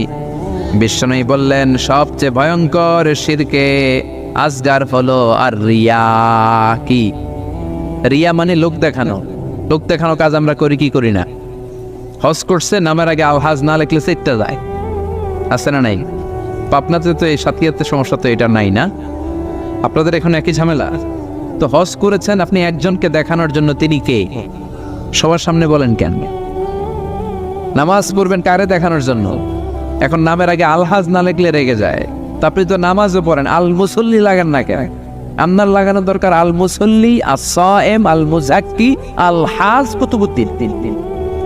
আল মুসল্লি মানে নামাজি, আস-সায়েম মানে রোজাদার, আল মুজাক্কি মানে যাকাত দানকারী, আল হাজ মানে হজ পালনকারী, কুতুবুদ্দিন। সব লাগাইবেন আপনি, আপনার তো সব দরকার। হজ করবেন কারে দেখানোর জন্য? এজন্য নামের আগে আলহাজ লাগাবেন? লাগাবেন না। লোকে লাগাইলে লাগায়, আপনি পরিচয় দিয়েন না আমি আলহাজ মিজানুর রহমান আজহারি, কখনো দিবেন না। দিবেন? এটা রিয়া। লোক দেখানোর মানসিকতা আপনার থাকলে আপনার সব শেষ, আমও শেষ, সাও শেষ। ঠিক কি না? এরপরে বিশ্বনবী বললেন আল হালাফ বিগাইরি ইসমিল্লাহ, আল্লাহর নাম ছাড়া যদি অন্য কারো নামে আপনি কসম করেন, এটাও ছোট শিরক। আল্লাহর নাম ছাড়া অনেক নামের কসম এই দেশে আছে না নাই? কয় হুজুর কোরআনের কসম, বিদ্যার কসম, মাটির কসম, মায়ের বুকের দুধের কসম, আমার মাতার কসম, আমার পোলার কসম, বলে না? পীর সাহেবের কসম, এরকম বলে কি বলে না? আল্লাহ ছাড়া কারো নামে কসম করা যাবে? একটু ঝিমায়ে পড়ছেন মনে হয় আপনারা। শেষ করে দেই, দোয়া করে দেই। আরো 2 মিনিট শুনবেন? আচ্ছা আচ্ছা, তাকবীর দেন তাহলে, লিল্লাহি তাকবীর। আরো জোরে দেন, লিল্লাহি তাকবীর। কসম কাটবো একজনের নামে, তিনি কে মনে থাকবে? এজন্য বিশ্বনবী বলতেন, মান কানা হালিফান লা মাহালাতা ফালিয়াহলিফ বিল্লাহ। কারো যদি কোনো কারণে গুরুত্ব বোঝাবার জন্য কসম কাটতে হয়, একজনের নামে কাটবা, তিনি কে? এমনকি কাবা ঘরের নামে কসম করা যাবে না, কাবার কসম বলা যাবে না, বলতে হবে তারাব্বিল কাবা, কাবার রবের কসম। সব কসম হবে কার নামে? আর জোরে বলেন, কার নামে? এরপরে বিশ্বনবী বললেন, লা তিয়ারাতা ফিল ইসলাম, ইসলামে তিয়ারা নাই। তিয়ারা মানে শুভ অশুভ, কুলক্ষণ সুলক্ষণ, এগুলো ইসলামে নাই। আছে? জোরে বলেন, আছে? শুভ অশুভ সুলক্ষণে কুলক্ষণে এগুলা নাই। লা তিয়ারাতা, লা তিয়ারাতা ফিল ইসলাম, ইসলামে কোনো তিয়ারা নাই। আমরা শুভ অশুভ সুলক্ষণ কুলক্ষণ কুফা এগুলোতে বিশ্বাস করি কি করি না? ক্রিকেট খেলা দেখতেছে, এক বন্ধু ঘরে ঢুকছে, গায়ে বেটা তুই বেরো, তুই ঢুকলেই মাশরাফি আউট হয়ে যায়, তুই একটা কুফা। বলেন এগুলা? বলে এগুলো বলা যাবে না। নতুন বউ আসছে, শাশুড়িকে মা নতুন আসছে একটু চা বানায় খাও, নতুন রান্নাঘর, নতুন সবকিছু, কিছু বুঝে নেই, চা বানাইতে যে কাপ করে ভেঙে গেছে। সবাইকে বউটা ভালো না রে, বউটা অপয়া, বউটা কুলক্ষণে, বলে না? এগুলো বিশ্বাস করা যাবে? ইসলাম বলে বিশ্বাস করবার তাকদীরের উপর, ওয়াল কাদার খাইরিহি ওয়া শাররিহি মিনাল্লাহ। ভালো হোক মন্দ হোক করতে পারে একজন, তিনি কে? কেউ যেটা পারে না পারে কে? কেউ যেটা দেখে না দেখে কে? কেউ যেটা দেয় না দেয় কে? এরপরে বিশ্বনবী বলেন, ইতিয়ানুল আররাফিন, গণকের কাছে যাওয়া যাবেন। গণক চিনেন? কি করে? গণে ভবিষ্যৎ বলে, ভবিষ্যৎটা একজন জানে, তিনি কে? এজন্য গণকের কাছে যাওয়া যাবে। তবে যাবেন, যে জিজ্ঞেস করবেন, গণক বাবা আপনি চেম্বার দিয়েছেন কেন? গণক বলবে, আমি সব জানি, ভবিষ্যৎ সব বলে দিতে পারি, আগে আগে কি হবে সব জানি। বলার সাথে সাথে 40 কেজি ওজনের এক থাপ্পড় দিবেন গালে। থাপ্পড় দেওয়ার পরে যদি রেগে যায়, আপনি বলবেন রাগেন কেন? আপনি তো সব জানেন, আমি যে থাপ্পড় দিব এটাও তো জানার কথা। আমি এসে যে আপনারা থাপ্পড় দিব, আপনি তো ভবিষ্যৎ জানেন, আমি যে থাপ্পড় দিব এটাও জানেন, যাই না শুনে থাপ্পড়টা খাইলেন কেন? আমার থাপ্পড় থেকে বাঁচার জন্য দৌড় দিলেন না কেন? ঠিক কি না? করতে পারবেন এরকম? গণকের কাছে যাওয়া যাবে না। আবার দেখবেন হাতের রেখা দিয়ে, হাতের রেখা নাকি ভাগ্য আছে, ম্যাগনিফাইং গ্লাস আছে, এরকম এক চোখ বন্ধ করে এমনি এমনি দেখে, হাত দিলে গ্লাস দিয়ে ভেবে দেখে, উল্টা পাল্টা বলে যে হ্যাঁ তোমার তো অনেক ভাগ্য, তুমি পাবনার সাথিয়ার মানুষ, তুমি সৌদি আরবে যাবা, অনেক টাকা হবে তোমার, বিয়ে হবে কিছুদিন পরে, উল্টা পাল্টা বলে। এগুলোর সাথে ইসলামের কোনো সম্পর্ক? তারপর অনেকে টিয়া পাখি নিয়ে বসে থাকে, আছে না নেই? টিয়া নাকি ভাগ্য বলে দেয়। ভাগ্য আল্লাহ ছাড়া কেউ জানে? জোরে বলেন। এরপরে রাশিফল, বাবা এদের কাছেও যাওয়া যাবে না। মেষ রাশি, বৃষ রাশি, কর্কট রাশি, তুলা রাশি, সিংহ রাশি, কন্যা রাশি, আছে না নাই? যাওয়া যাবে? উল্টা পাল্টা বলে। আপনি গেলে বলবে তোর উল্লুক রাশি, আপনার বন্ধু নিবেন কবে তোর বন্ধুর ভাল্লুক রাশি, আপনার বউ নিয়ে যাবেন বলবে তোর বউয়ের বিলাই রাশি, তোর কুত্তা রাশি, তোর মাইয়ার ইন্দুর রাশি, আছে না নাই? এগুলোতে মুসলমান বিশ্বাস করে না। মুসলমান বিশ্বাস করে একজনের উপর, তিনি কে? আরো জোরে বলেন, তিনি কে? এজন্য বিশ্বনবী বলেন, খবরদার কোন গণকের কাছে যাবা না। মান আতা আররাফান ফাসালাহু আন শাইইন বুতিলাত লাহু 40 লাইলা। গণকের কাছে যে যদি কেউ কিছু জিজ্ঞাসা করে, সাথে সাথে তার 40 দিনের নামাজগুলোরে বাতিল করে দেয় কে? কে? আপনারা কি চান আপনাদের নামাজগুলো বাতিল হোক? এরপর অনেকে তাবিজ ঝুলায়, আছে না নাই? এতটি করে ঝুলায়, বলা নাকি অসুস্থ, এদিকে 10টা এদিকে 10টা, গলায় 10টা, কোমরে 20টা। তো তাবিজের ওজনেই তো আপনার ছেলে অসুস্থ হয়ে যাবে। ছোট্ট ছেলের গায়ের মধ্যে এত তাবিজ কেন? আপনি ঝাড়ফুঁক করবেন, ঝাড়ফুঁক করা সুন্নাহ। বিশ্বনবীর হাতে একবার বল্লা পোকা কামড় দিল। আয়েশারে ডেকে বললেন, আয়েশা লবণের পানি গরম দাও, আঙ্গুলে ঢালো। মা আয়েশা লবণের পানি গরম করে ঢালতে লাগলেন। বিশ্বনবী সূরা ফাতিহা পড়ে ফু দিতে লাগলেন। মা আয়েশার লবণের পানি ঢালা শেষ, বিশ্বনবীর সূরা ফাতিহা পড়া শেষ, আঙ্গুলের ব্যথাও মা এসে বললেন, আপনি নবী মানুষ, সূরা ফাতিহা পড়ে ফু দিলেই তো ভালো হয়ে যেত, আমারে কষ্ট দিলেন কেন? খালি খালি লবণের পানি করাইছেন কেন? বিশ্বনবী বললেন, আয়েশা রে, লবণের পানি দিয়ে চিকিৎসা হয়, সূরা ফাতিহা দিয়ে ঝাড়ফুঁক হয়। ভালো চিকিৎসার ঝাড়ফুঁকের সমন্বয়ে রোগ ভালো করে দেয় কে? আপনি অসুস্থ, সূরা ফাতিহা পড়ে ফু দেন, সুস্থ করে দিবে কে? আপনাকে জিন ভূত আসর পড়েছে, আয়াতুল কুরসি পড়েন। ছোট্ট বাচ্চাকে জিন ডিস্টার্ব করে, পরি ডিস্টার্ব করে, সূরাতুল ফালাক সূরাতুন নাস পড়ে ফু দেন, সুস্থ করবে কে? বিশ্বনবী তাবিজ দেখলে ছিঁড়ে ফেলতেন, সাহাবারাও ছিঁড়ে ফেলতেন, তাবিজ ঝুলাতেন না তারা। কোরআনের আয়াত দিয়ে দেওয়া যাবে কিনা এটা ইখতিলাফি মাসআলা, নির্ভরযোগ্য কথা হচ্ছে না দেওয়াই ভালো। আপনি ঝাড়ফুঁক করবেন, ঠিক কিনা? যেহেতু বিশ্বনবী ঝাড়ফুঁক করতেন, ছেলেপেলারা এখন তাবিজ ঝুলায়। এরপরে দেখবেন বাংলাদেশে সাদা আর লাল কালারের একটা আজমি শরীফের সুতা আছে, পাবনাতে তো এগুলো ঢোকে নাই, ঢুকছে? এক ছেলেরে দেখলাম পরীক্ষার রাতে টোটো করে ঘুরে, আমি বললাম এদিকে আয়, তোর না পরীক্ষা পড়স না কেন? কে যে হুজুর আজমির শরীফের সুতা আছে আমার এ প্লাস ঠেকায় কে? এরকম নাদান কপাল পড়া আছে না নাই? জোরে বলেন। এরপরে খবরদার, দাঁত বললে ইন্দুরের গর্তের কাছে যায়, ইঁদুরের গর্ত। এই দেশে মনে হয় এটা নাই, সব মিলে যাচ্ছে না? পুরো বাংলাদেশে একই সিস্টেম। দাঁত পড়ে গেলে ইঁদুরের গর্তের কাছে যেয়ে বলে, ইন্দুর মামা আম্মাই কইছে আমনে আমার বড় মামা, আমার মোটা দাঁত নিয়ে আপনার চিকুন দাঁত দেন। ইঁদুর আপনারা দাঁত দিবে? দাঁত দিবে কে? আশরাফুল মাখলুকাত। তার রুচি কতটা নিচে নামলে ইঁদুরের গর্তে যে মানুষ, সেরা মানুষ যে দাঁত চায় না, দাঁত এগুলো টাকা, ঠিক কিনা? এজন্য খবরদার এগুলো করবেন না। এরপরে দেখা যায় ট্রাকের পিছনে জুতা ঝুলায় রাখে। আমি তো বিভিন্ন হাইওয়েতে ঘুরি, এই জেলা থেকে ওই জেলা, রাতে রাতে মাঝে মাঝে দেখি বিভিন্ন ট্রাকের পিছনে সিরা জুতা। জিজ্ঞেস করলাম, কিরে সিরা জুতা কেন? কয় হুজুর বদ নজর লাগে, বদ নজর থেকে বাঁচা, অনেকে বদ নজর দেয়। তো যেটা বদ নজর দিল, আমার সিরা জুতা যাইয়া ওর গালের উপর বলল। তো ট্রাক বাঁচানোর জন্য তাওয়াক্কুল করলো সিরা জুতার উপর, আল্লাহর উপর তাওয়াক্কুল করতে পারে না। ওরে বাঁচাবে কে? ও তো এমনি রাস্তায় দুর্ঘটনা ঘটে মরবে, ঠিক কি না? এজন্য এগুলো করবেন না। আবার অনেক ড্রাইভার মাজারের সামনে দিয়ে গাড়ি স্লো করে ফেলে, দ্রুত চালায় না। জিজ্ঞেস করলাম, স্লো করস কেন? কয় বাবায় অনেক গরম, গরম বাবা শুয়ে আছে। তো আল্লাহর ওলিরা তো মানুষের উপকার করে। এদিকে যদি কোনো গরম বাবা থাকে যার পাশ দিয়ে গাড়ি চালালে গাড়ি উল্টে ফেলায়, তাহলে এটা কি বাবা না ডাকায়? বাবা না সন্ত্রাস? মানুষ মারে কি ভালো মানুষ? এজন্য এগুলো করা যাবে। এরপরে বাচ্চাদের কপালে টিপ দেয় কি দেয় না? কাজলের কালো গোল গোল টিপ আছে না নাই? এগুলো দিবেন না। ফালাক আর নাস পড়ে ফু দিবেন। পৃথিবীর কোন শক্তি বাচ্চার ক্ষতি করতে পারবে? সূরাতুল ফালাক, সূরাতুন নাস মুখস্থ আছে না? দুইটাকে একসাথে বলে আল মুআউযিজাতান। বিশ্বনবীকে লাবিদ ইবনুল আসাম ইহুদীদের মিত্র জাদু করলো, ব্ল্যাক ম্যাজিক। এই ব্ল্যাক ম্যাজিকে বিশ্বনবী 4 মাস, কোন বর্ণনায় 6 মাস টানা অসুস্থ ছিলেন। সূরা ফালাক আর নাস আল্লাহ নাজিল করলেন, সুস্থ করে দিল কে? এই জন্য সূরা ফালাক আর নাস পরে ফু দিবেন। দুইটারে বলে মুআউযিজাতান। কালো টিপ দিবেন না। অবাক করা কাণ্ড, আমার বাসার অনেক প্রাচীন পুরাতন একটা অ্যালবাম আমি খুঁজে পেলাম বাসায়। অ্যালবাম ঘাটতে ঘাটতে দেখি আমার বয়স যখন 6-7, আমার কপালে এরকম কালো টিপ দেওয়া। আম্মারে ধরলাম, কালো টিপ দিছো কেন? কয় তোর নানি কইছে।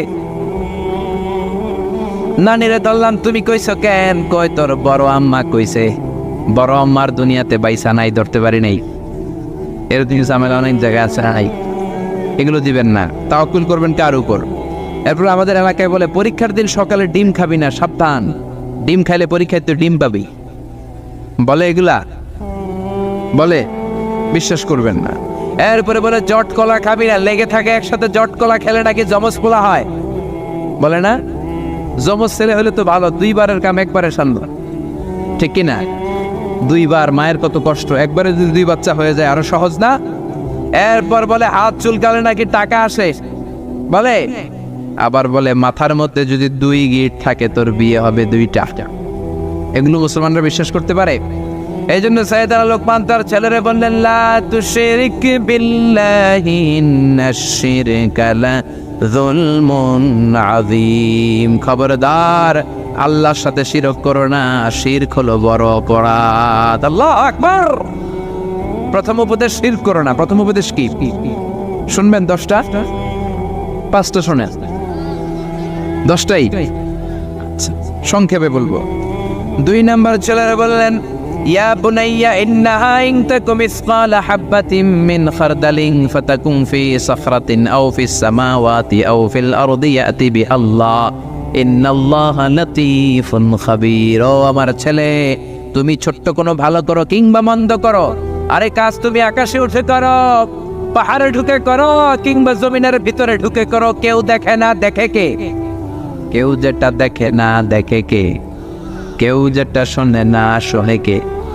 ছেলেরে সাবধান করায় দিচ্ছেন। বাবা প্রথমে বললো শিরক করিস না, তারপরে বললো বাবা তুমি ছোট্ট ভালো কাজ করো বা খারাপ কাজ করো, কিয়ামতের দিন ওই ছোট্ট কাজটাকে তোমার সামনে হাজির করবে কে? এজন্য ছোট্টবেলা থেকে ছেলের মাথায় আল্লাহর ভয় ঢুকায় দিবেন। কার ভয়?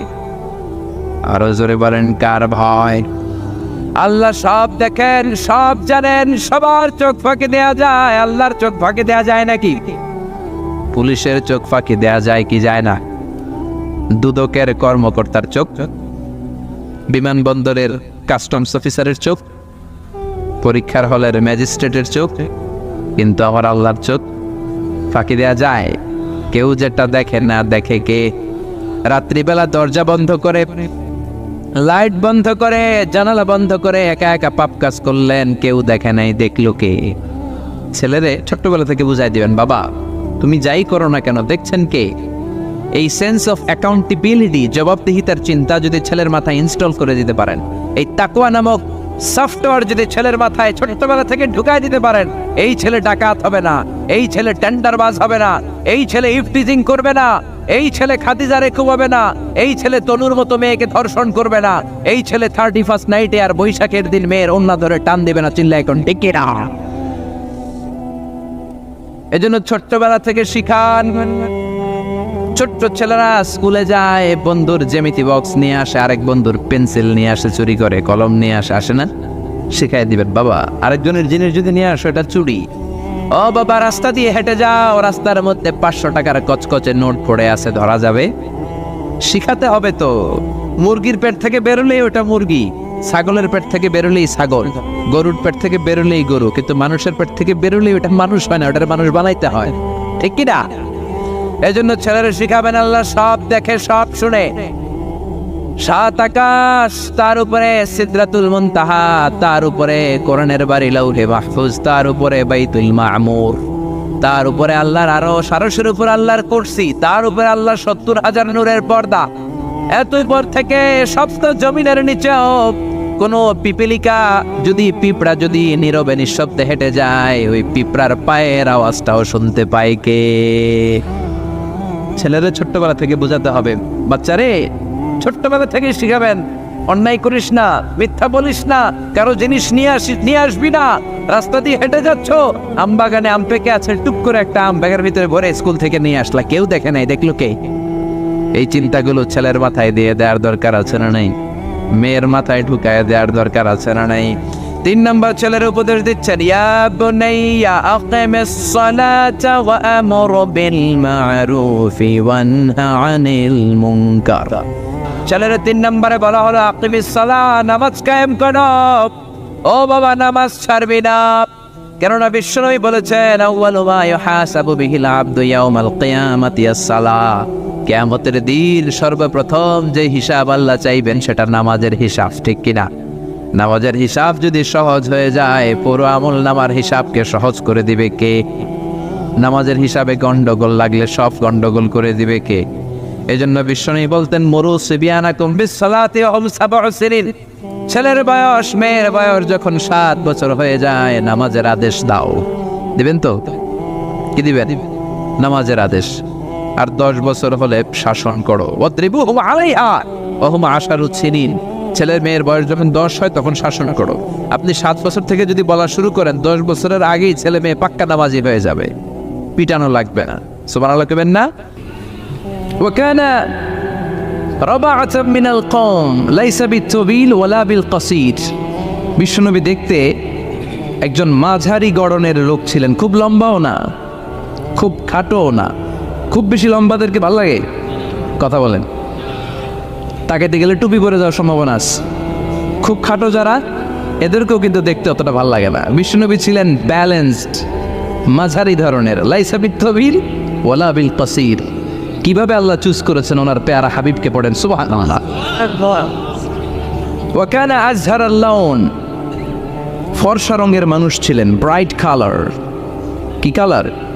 Bright colour. সিভি যারা লিখেন কারিকুলাম ভিটা, ওইখানে স্কিন কালার লিখতে হয়। আপনি কি ফর্সা না কালো? কালো হলে ব্ল্যাক কালার, ফর্সা হলে ব্রাইট কালার। বিশ্বনবী ছিল ব্রাইট কালার, ফর্সা রঙের মানুষ। কতটা সুন্দর ছিলেন! অনেকে বলে সৈয়দনা ইউসুফ আলাইহিস সালাম বেশি সুন্দর। না না, বিশ্বনবী সৈয়দনা ইউসুফ আলাইহিস সালামের চেয়ে অনেক গুণ বেশি সুন্দর ছিলেন। বিশ্বনবী বলতেন আনা মালিহুন ওয়া আখি ইউসুফ সাবিহুন, আমি বিশ্বনবী মালিহ। আলেম যারা আছেন উত্তর দেন আরবিতে। মিলহুন মানে কি? লবণ। লবণ, তার মানে মালিহ মানে লাবণ্যময়।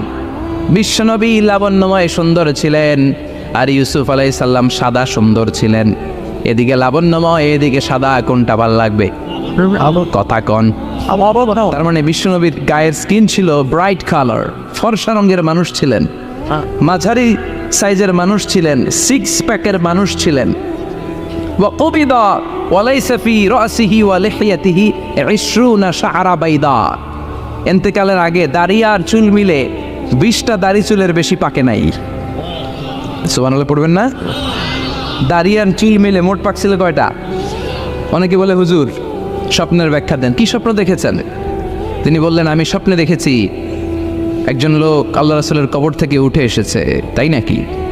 উনি জানতে চাচ্ছে যে এটা আল্লাহ রাসূল কিনা। আমি বললাম চেহারা কেমন দেখেছেন? বলে হুজুর আমি দেখলাম ধবধবে সাদা দাড়ি, ধবধবে সাদা চুল। তার মানে উনি কি আল্লাহ রাসূলকে দেখেছে? না, আল্লাহ রাসূলের ধবধবে সাদা চুল ছিল না, ধবধবে সাদা দাড়ি ছিল না। ইন্তেকালের আগে দাড়ি আর চুল মিলে পাকছিল কয়টা? কোম্পানিগঞ্জের ভাইয়েরা মনে থাকবে? দাড়ি আর চুল মিলে পেকেছিল কয়টা? কেমন করে পাকবে? উনি তো জাইতুনের তেল মালিশ করতেন। সুবহানাল্লাহ। এজন্য আল্লাহ কসম করে বললেন ওয়াত্তিনি ওয়াজ-জাইতুনি ওয়া তুরি সিনিনা ওয়া হাযাল বালাদিল আমিন। তিন ফলের কসম, জাইতুনের কসম। এই তিন জাইতুন যারা খাবে তাদের দাড়ি চুল সহজে পাকবে না। জাইতুন ছিলেন? Olive oil. জলপাই আছে না? আরব দেশের জলপাইকে বলে জাইতুন।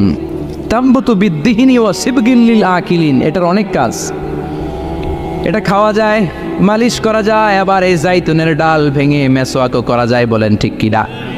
বিষ্ণুই বলতেন নি'মা সিওয়াকিয়া জাইতুন, জাইতুনের ডালের মেসওয়াক কতই না চমৎকার মেসওয়াক। ফাইন্নাহা সিওয়াকি ওয়া সিওয়াকুল আম্বিয়া মিন ক্বাবলি, কেননা জাইতুনের ডাল আমার মেসওয়াক, আর আমার আগে যত নবী দুনিয়া এসেছে সব নবীরা জাইতুনের ডাল দিয়ে মেসওয়াক করেছে। সুবহানাল্লাহ। এই জাইতুনের তেল আপনার বাজারে পাবেন। অলিভ অয়েল বলে জিজ্ঞেস করলে দিয়ে দিবে। কি অয়েল? Olive oil. এটা দাড়িতে মাখলে দাড়ি পাকে না, দেরিতে পাকে। চামড়ায় লাগালে ম্যাসেজ করলে চামড়ার ভাঁজগুলো পড়বে না, আপনার স্কিন সুন্দর থাকবে। বিশ্বনবী এটা মাখতেন, এজন্য দাড়ি আর চুল তেমন একটা পাকে নাই। আওয়াজ করে পড়তে হবে আল্লাহু আকবার। তুলুশ শাআর ইলা শাহমাতাইল উযুন। এবার শুনি বিশ্বনবীর চুল কেমন ছিল। বিশ্বনবীর চুল মাঝে মাঝে এই কানের লতি বরাবর আসতো। ইলা শাহমাতাইল উযুন মানে বড় চুল রাখতেন। হেয়ার কাটটা ছিল লং হেয়ার কাট, মাঝে মাঝে কানের লতির মাঝামাঝি, আর কখনো কখনো কাঁধ বরাবর। ইলাল মানকিবাইন, তিন সিস্টেমে রাখতেন। কানের মাঝ, কানের লতি, কাঁধ বরাবর। ইয়াংরা মহা খুশি যে বড় চুল রাখার দলিল পাইছি। সুন্নতের নিয়তে রাখতে হবে, একটা ভদ্র কাটিং হইতে হবে। আর ইউনিভার্সিটি আর স্কুলের স্টুডেন্ট হলে ইউনিভার্সিটির ড্রেস কোড, হেয়ার কাট মেনে চলতে হবে, ঠিক কি না? আর সুন্নাতের নিয়তে যদি রাখতে চাও একটা ভদ্রতা থাকতে হবে, একটা সৌন্দর্য থাকতে হবে। ইদানিং অনেক ছেলেরা খুব অদ্ভুত কাটিং দেয়, এই হেয়ার কাটগুলো নিষিদ্ধ। একটা হেয়ার কাট আছে কাযাহ, নাহা রাসূলুল্লাহি আনিল কাযাহ। বিশ্বনবী কাযাহ কাটিং দিতে নিষেধ করেছেন। কাযাহ মানে চুলের কিছু অংশ ট্রিম করে চামড়ার সাথে লাগানো, কিছু অংশ বড় বড়, এরকম আছে না নাই? এটারে আমি বলি ঘোড়া কাটিং। কি কাটিং? ঘোড়া কাটিং। ঘোড়ার মাথায় এরকম লম্বা চুল আছে না নাই? কেউ যদি এখানে থেকে থাকো মাইন্ড করো না, নেক্সট ডে আর এই হেয়ার কাট নিবা না, ঠিক কি না? রাজি আছি তো? আমার যুবকরা পছন্দ করে বেশি, আমিও পছন্দ করি ওদেরকে খুব বেশি। ওরা আমার কথা বোঝে বেশি, আমিও ওদের হৃদয়ের কথা বুঝি বেশি। এজন্য এগুলো ভালোবেসে বলি। যদি কেউ নিয়ে থাকো এই নিষিদ্ধ হেয়ার কাট, সামনে আর নিবা না, ইনশাল্লাহ। বড় আর জোরে ইনশাআল্লাহ। ওয়াকানা ইফাররিকু বাইনা শা'রি, চুলের মাঝখানে বিষ্ণুনবী সিতি করতেন। আপনারা কাজী নজরুল ইসলামের ছবি দেখেছেন? দেখবেন যে উনি মাঝখানে সিতি করতেন। বিষ্ণুনবী এভাবে মাঝখানে সিতি করে সিতির মাঝখানে আতর ঢেলে দিতেন। সুবহানাল্লাহ। কেন ঢেলে দিতেন? যেখানেই সেজদা দিতেন ওই জায়গায় আতরের ঘ্রাণে আমোদ হয়ে যেত। আরিদুস সদর, বুকটা ছিল প্রশস্ত। ওয়াকানা বাইনা কাতিফাইহি খাতামুন নবুয়া, আর পিঠের মধ্যে কাজিররিল হাজালা, কবুতরের ডিমের মতো একটা মাহরুন নবুয়া ছিল। উনি যে শেষ নবী, উনি যে প্রফেট, দ্য লাস্ট মেসেঞ্জার, এটা প্রমাণ আল্লাহ সিল মেরা দিছে। বাম দিকের কাঁধে, ডান দিকে না, কোন দিকে?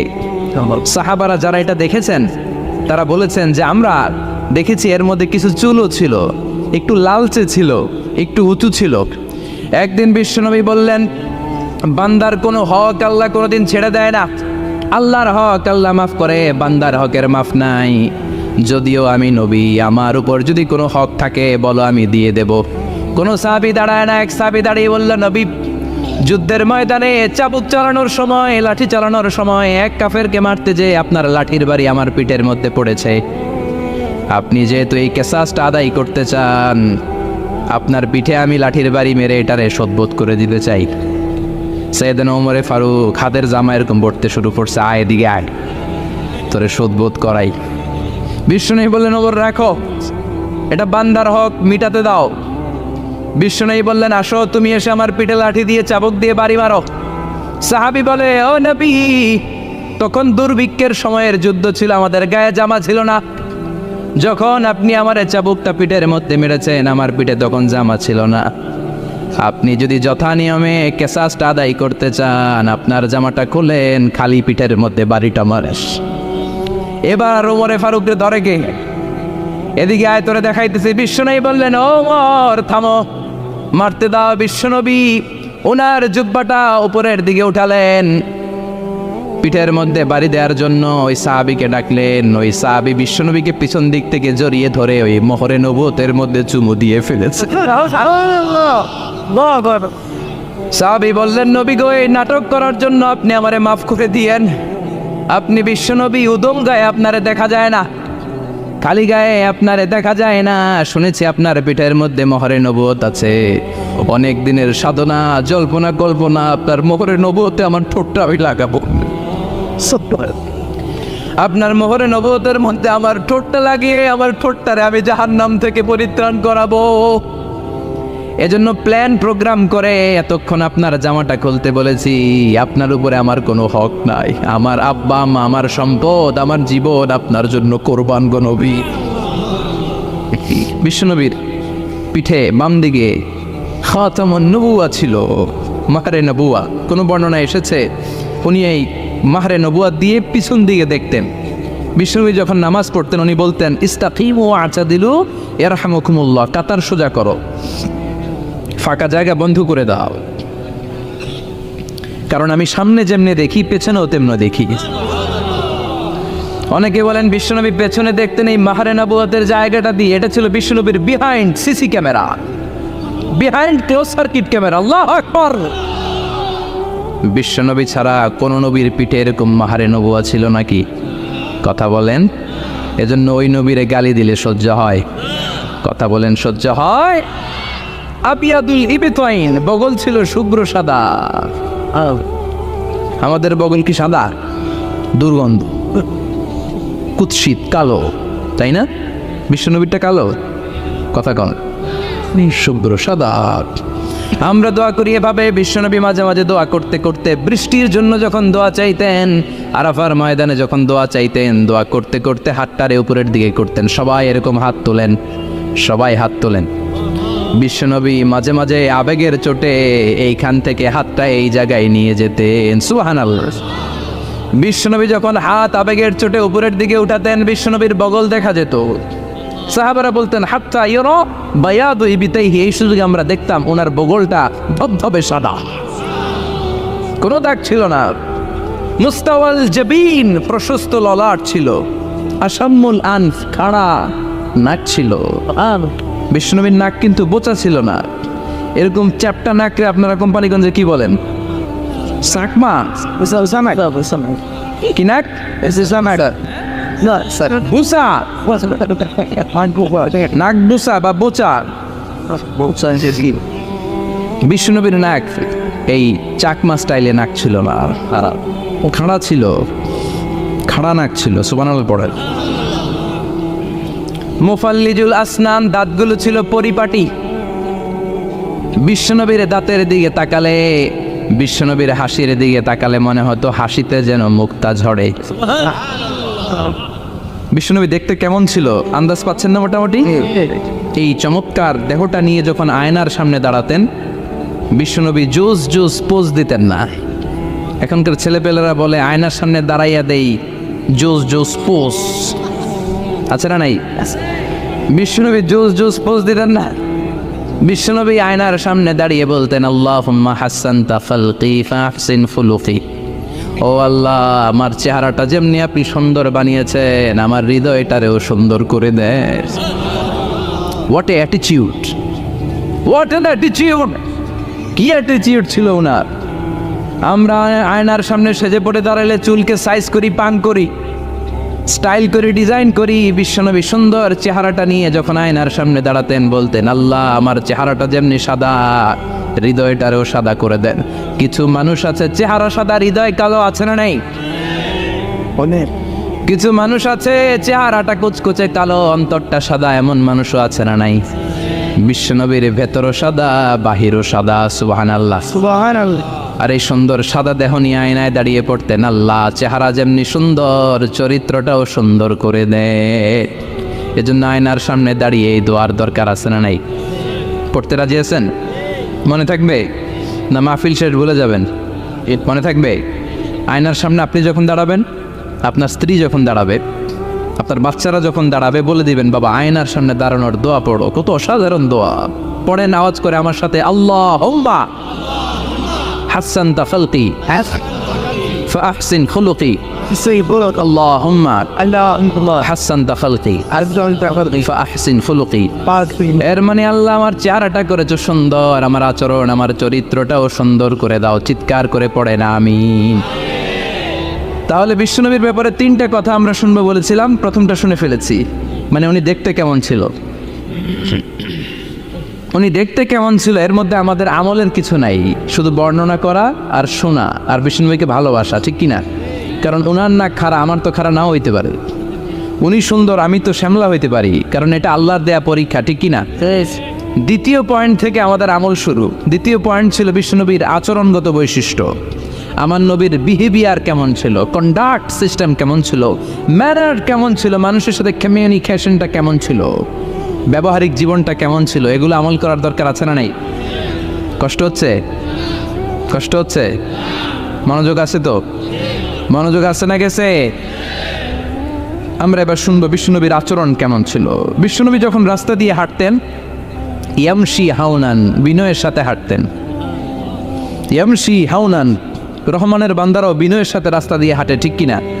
وعباد الرحمن الذين يمشون على الأرض هونا وإذا خاطبهم الجاهلون قالوا سلاما।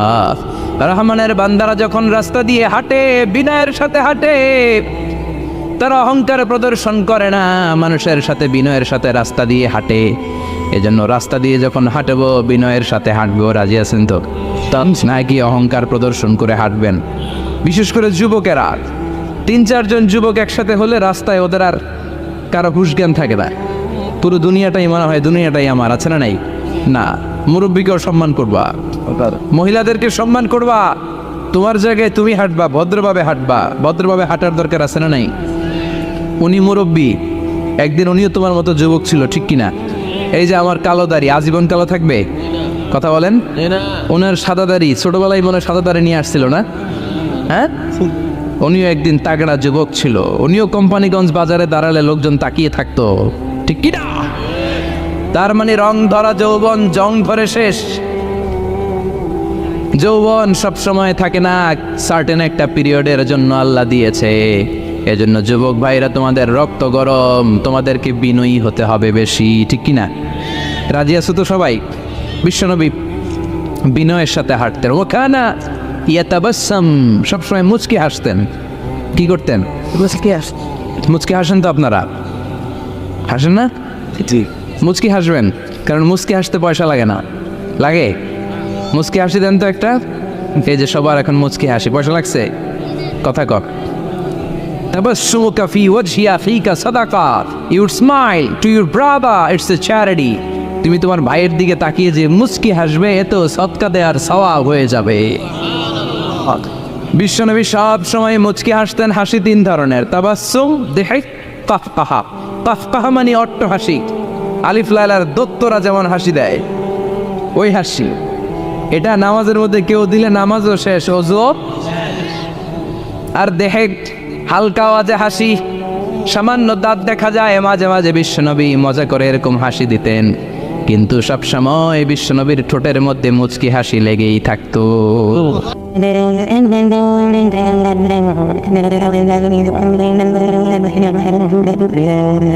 Thank you.